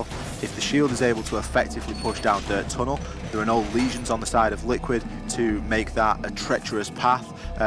Depending on how quickly Dirt Tunnel gets open and if anybody's playing in it from the side of Liquid, you could expect WAG to make pretty good progress down there and really provide a nice angle of attack onto this Arsenal defense, sorry. Yeah, definitely. So let's move through into round number 7 and see exactly how it is going to go down and what Liquid want to do here for the defense. I'm kind of surprised that Zig is playing so aggressively here right now, considering he is the bandit. Attackers recovered the diffuser. Yeah, he needs to be careful with that if he's got pre-play stuff. You know, that's not. He has that's all not 4 too shot bad. fires on him right now. But yeah, if he's got him in his back pocket, he's not really got much business to be out there being all too aggressive. He can get his barbed wire down, but he wants to get himself back to side. There's nothing really on the side of Nip that they're going to be able to deal with it in terms of a Twitch or a Thatcher. They're going to be looking more for grenades. They're going to be looking more for you know, actually just being able to shoot them off from certain angles. They've got 2 sets of hard breaches, so you know, they've got a chance of getting something open. But if Zig deploys his utility in the right way, he could really slow this push down. Yeah, he could really slow this push down. But we're getting into round number 7 slowly but surely. I'm really surprised at how slowly Nip are moving right now. They're droning everything out. They're trying to get control of the roamers here. Oh my god, Julio with a great wall bang there takes down Gohan. Already the Vigil off the board, as you mentioned. Big shame there, because there's a lot of potential for a Vigil. You know, even just seeing the scanner on your drone, it can really make attackers think twice about pushing into certain areas, and it can really waste a lot of time. Nesk looks like he could be playing up here for free right now. I'm not sure if that drone is aware of his presence. Psycho does seem to be moving relatively slowly, though. The Monty's going to push in. I think that Pino had already done the good work. Oh, sorry, Psycho had already done the good work there, and Pino's going to steal that kill off him. But that's the roamers gone. It's an example of why roaming on Clubhouse is so difficult, because the rotates back down to site are usually held by the attackers at the point where you're trying to rotate onto them. So it can make life very difficult. It's not looking too good for Liquid now, as they are, you know, they've lost 2 men already. Cycle, they're going to get reset as well. So moving into the last minute, Nip are very well placed to take this round, but it's going to be all about how they're able to execute this final minute. Yeah, it's going to be interesting indeed. Just about 1 minute left to go on the clock, and Zig has actually made his way down onto the church wall, and he's going to be able to bandit it all out. There isn't any Thatcher coming up from Nip, but they do have a book, and they do have nades from that same book.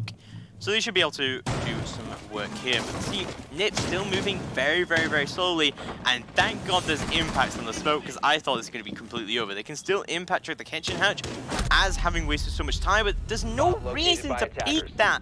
Zig is going to go down to Julio. Patricks are going to come out from Sexticate. And it's going to deny the kitchen hatch coming through.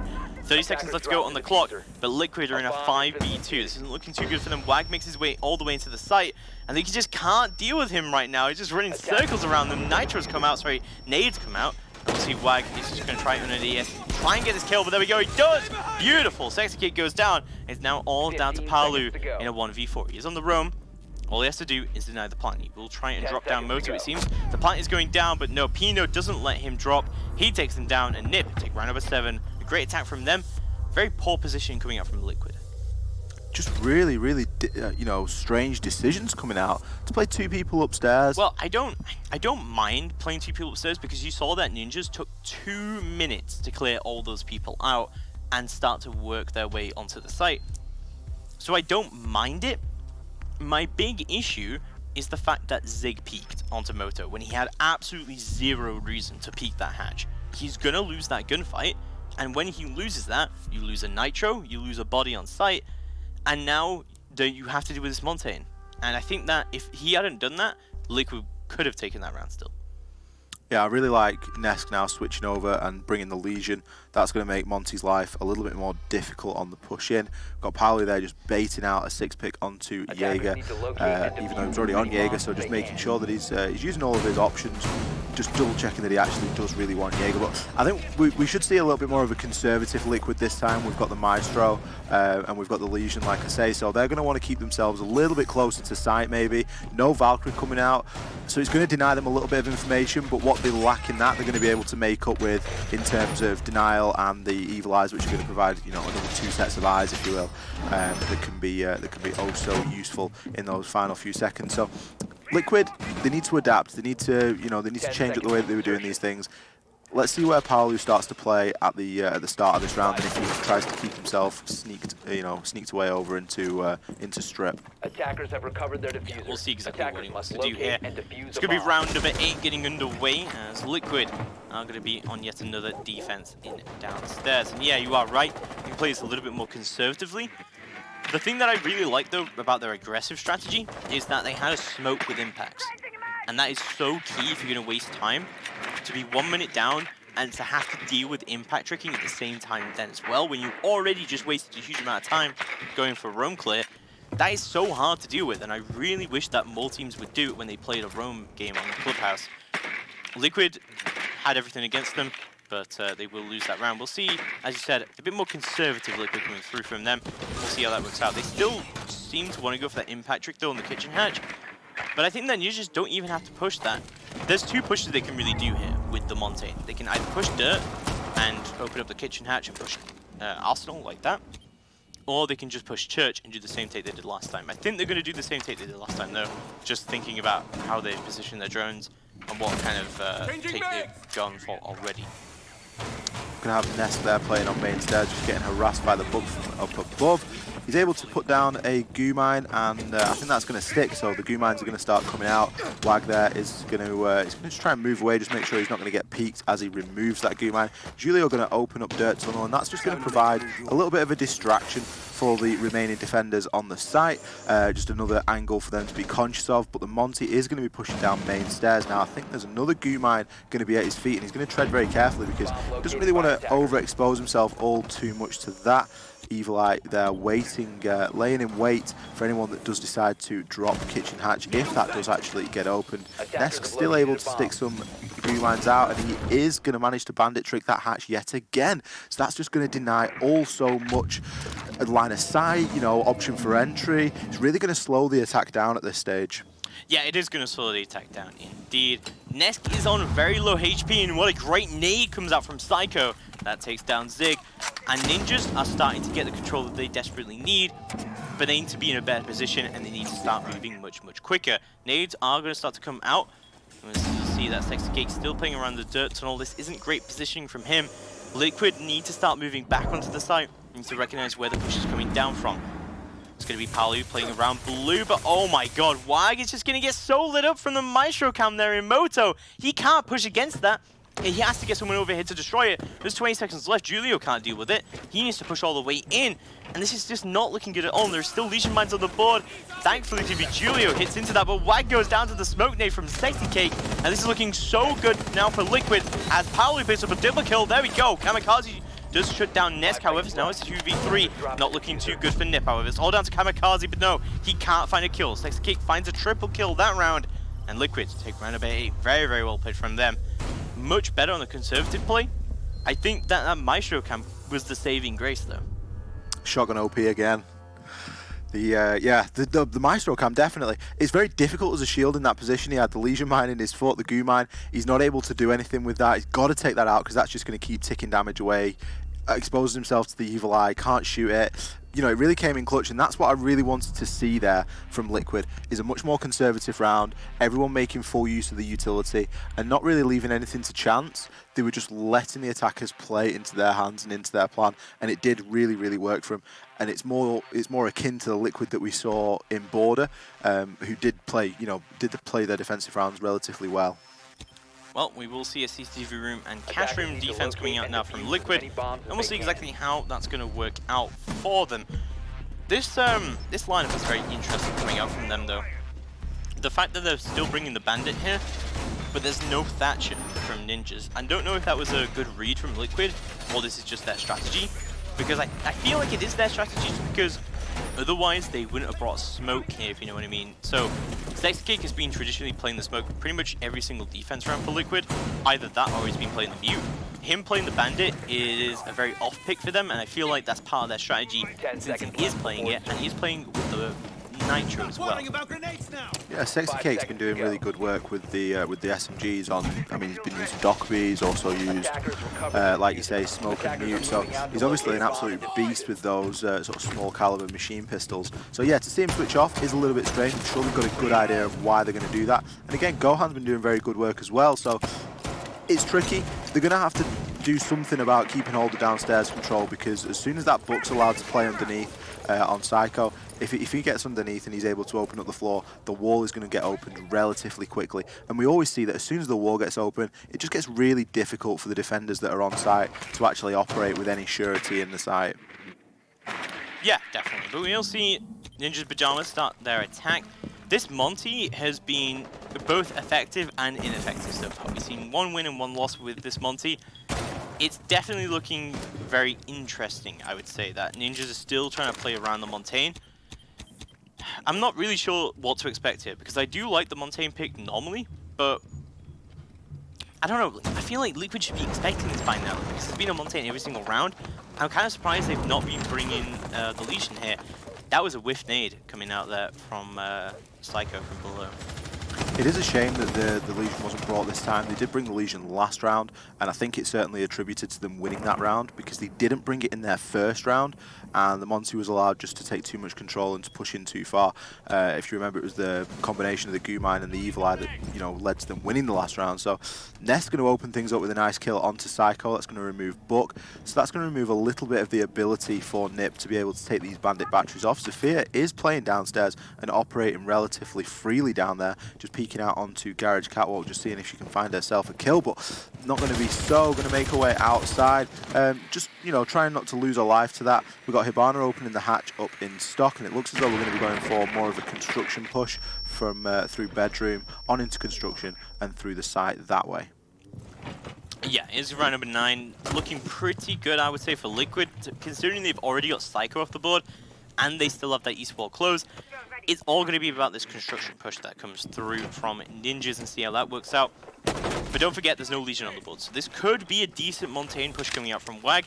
It's going to be all about how this is played around. There is still 2 Nitros on the board as well, so Skate also has a Nitro, and I think this is going to be pretty key as we get into the late round. But there goes Gohan. That's a beautiful pick, but Sexcake takes down Pino in response. And then, oh my god, oh, this Monty runs all the way in. WAG goes down. What a shot from Zig with the knife, as there you go. It's a 1v4, all down to Kamikaze now. It's all down to him in a 1v4 clutch situation, but he can't find anything. Nest takes him down from the top of East Stairs, and Liquid take round number 9.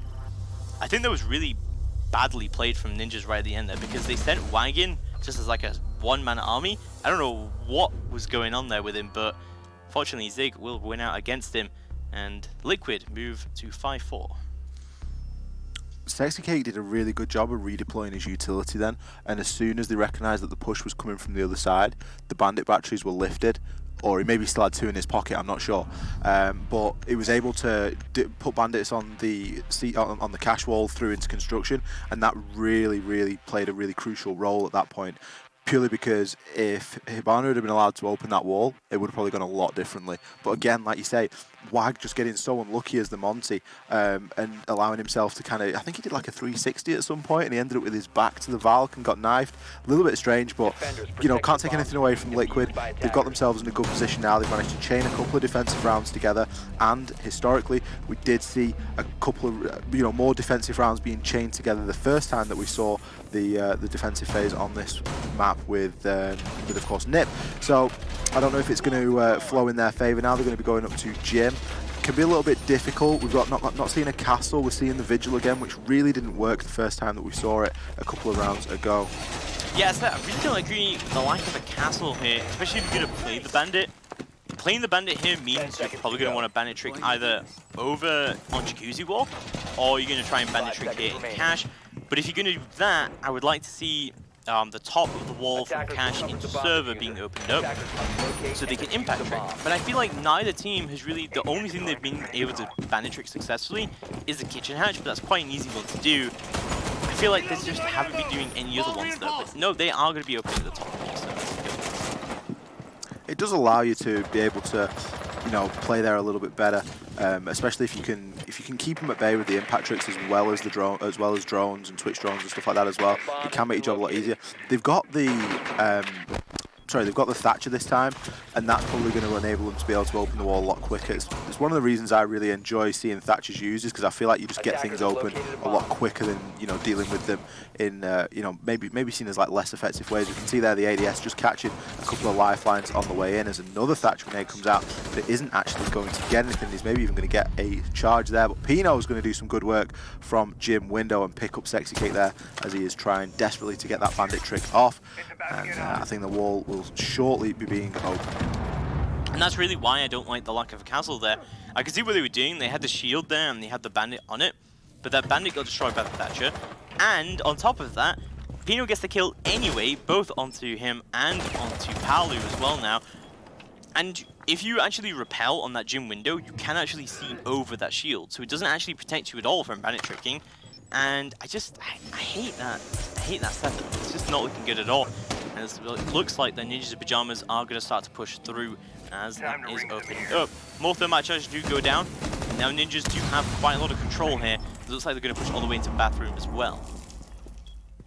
Moving into the final minute or so of the round now, and like you say, it is looking very good for Nip at this point. They've got quite a lot of control. Zig's going to get a little bit aggressive on this hatch in logistics, just trying to make something happen, but he's going to have to nip back into his Evil Eye just to make sure that the plant isn't going down, as I'm sure Julio is going to look to get that diffuser down as soon as he can. Nesk's pretty stuck at the minute with that shield. I'm not sure that I like the placement of that all too much. Great kill there from Zig coming out onto Psycho.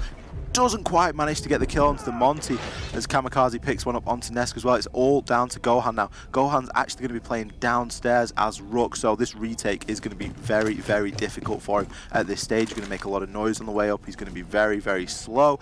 And I think that we've got Wag very kindly playing on the stairs for him, just to provide that sort of steel wall, which is going to be very difficult for him to get past. He's definitely going to get peeked here. The Pika doesn't manage to land the shots. Gohan picks up a kill, but Wag, 200 QI plays, dropping the shield and taking out Gohan. Round on the board there for Nip.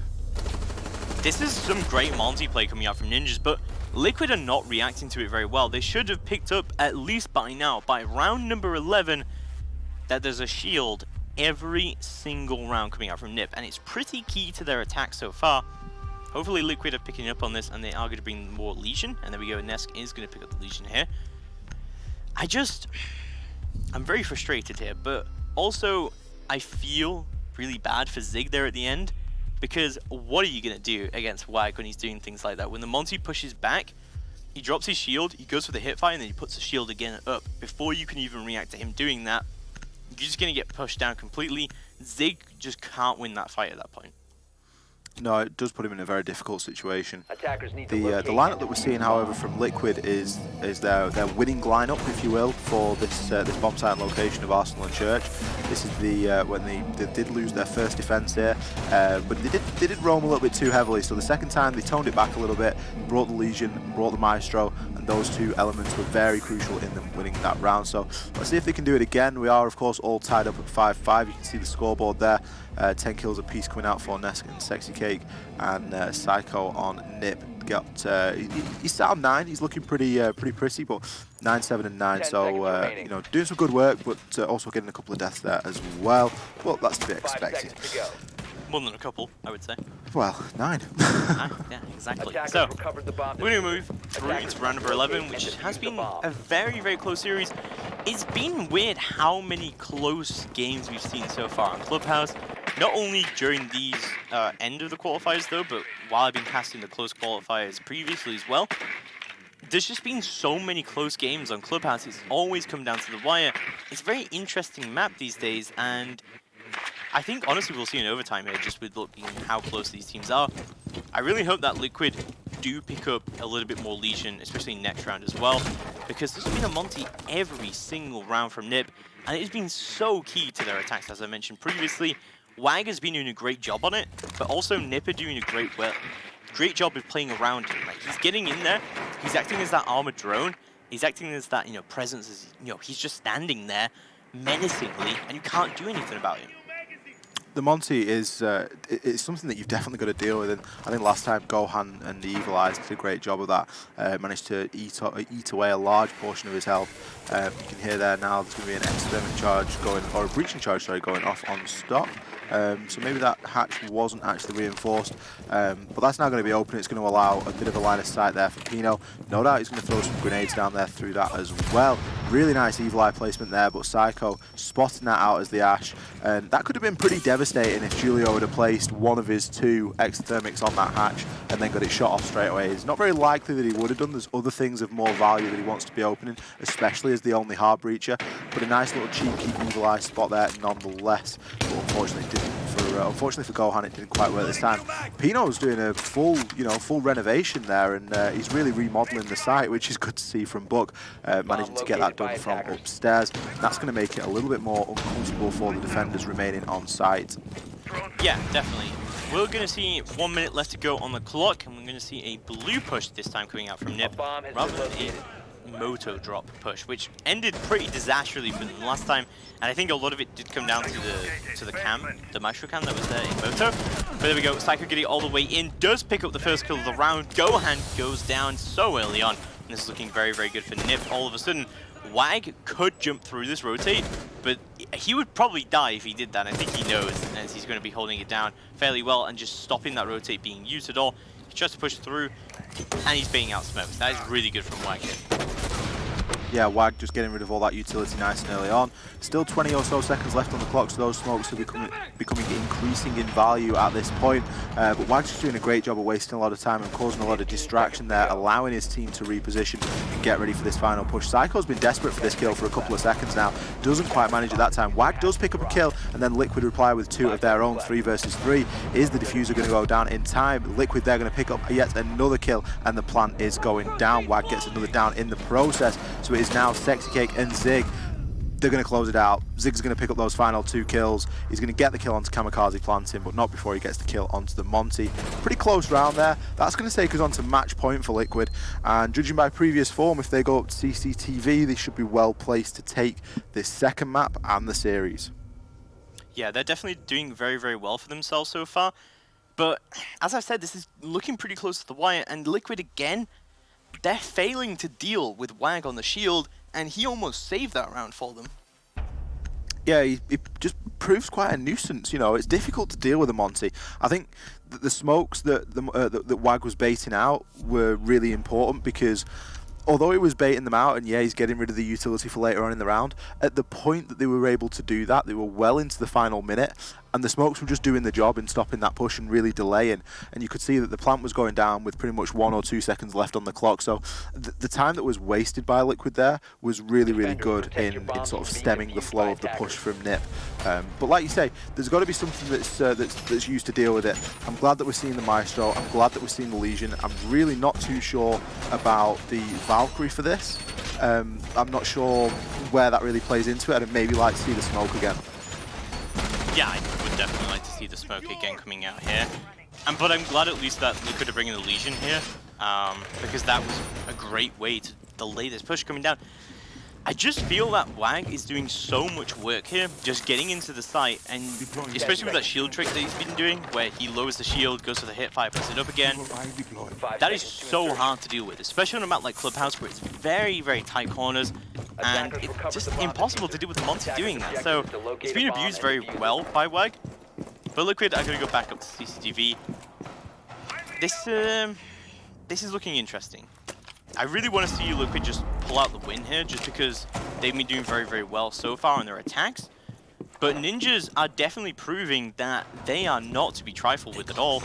And yeah, as I mean, I mentioned it multiple times already, but Wag has just done so much work already to tear Liquid's defense apart.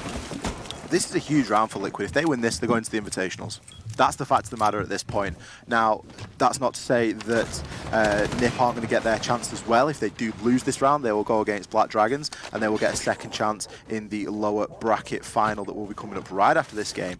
But ultimately, if you're sat on Liquid now, you've got to be thinking to yourselves, guys, we can make this really easy for ourselves. We just win this round. Let's just not peek anything.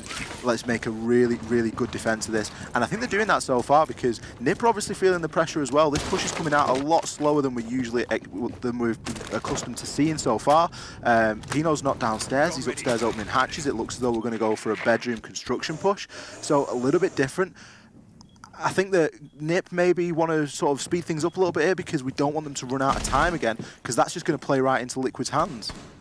That is going to play right into Liquid's hands, and constantly from NiP, they've been pushing about the last minute of the round, and there's nothing wrong with that, but I said, time is against you constantly on the attack, and you really have to start moving against it.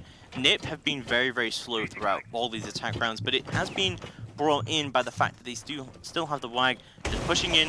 He's getting the entry in, and then the rest of them just pushing around him. And they're doing very well to play around the shield. It's going to be all about how quickly they can shut down Wagkit, if they can shut him down at all. Because a lot of the rounds where he's gone down early have been successful attacks. There we go. But Julia's actually going to get open the construction wall already, and the east wall's opened up as well. This is looking very, very good for NiP all of a sudden. They have everything open that they need, and they have a pick onto the side. That's actually Nitro down as well, so that's going to help out the Monty here a bit. I'd really like to have seen the smoke played there, because I think that could have made a tough job for Wag getting in. Wag's just been allowed to walk far too far into the site there and gain too much control, and he's already putting some pressure on Nesk. And, you know, Nesk hasn't really got anywhere to go with this. As soon as he takes his eyes off, Wag's going to drop his shield and try and get some shots down.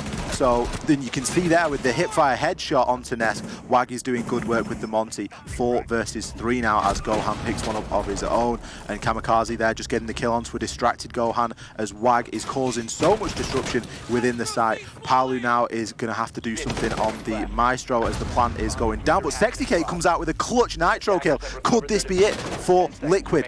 What is going to happen now? Wag is going to be playing on the cache stairs. The diffuser is in the hands of Julio. Paolo's going to pick up a kill onto Kamikaze, and the plant is going down. The defenders are going to win the round because Sexy Kate gets a kill onto the planter. That's it. Liquid are going to be going to Invitationals. What a great way to finish off that last round. Absolutely superbly well played from Liquid to play very well against Wag on the shield. I still don't think they really knew what he was doing there with the hipfire shots, because there was a lot of times where he put the shield down and Liquid would immediately shoot at its head area, assuming that he was going to ADS, but he's not going to do that, and he hasn't been doing that at all. So kind of weird, but yeah, there we go. Some pretty impressive kills coming out, especially from Sexy Cake, who's ended the series on, I think, around 30 kills, so just shy of 30 kills. Yeah, Sexy Cake's come up clutch for his team there. He's done a great job.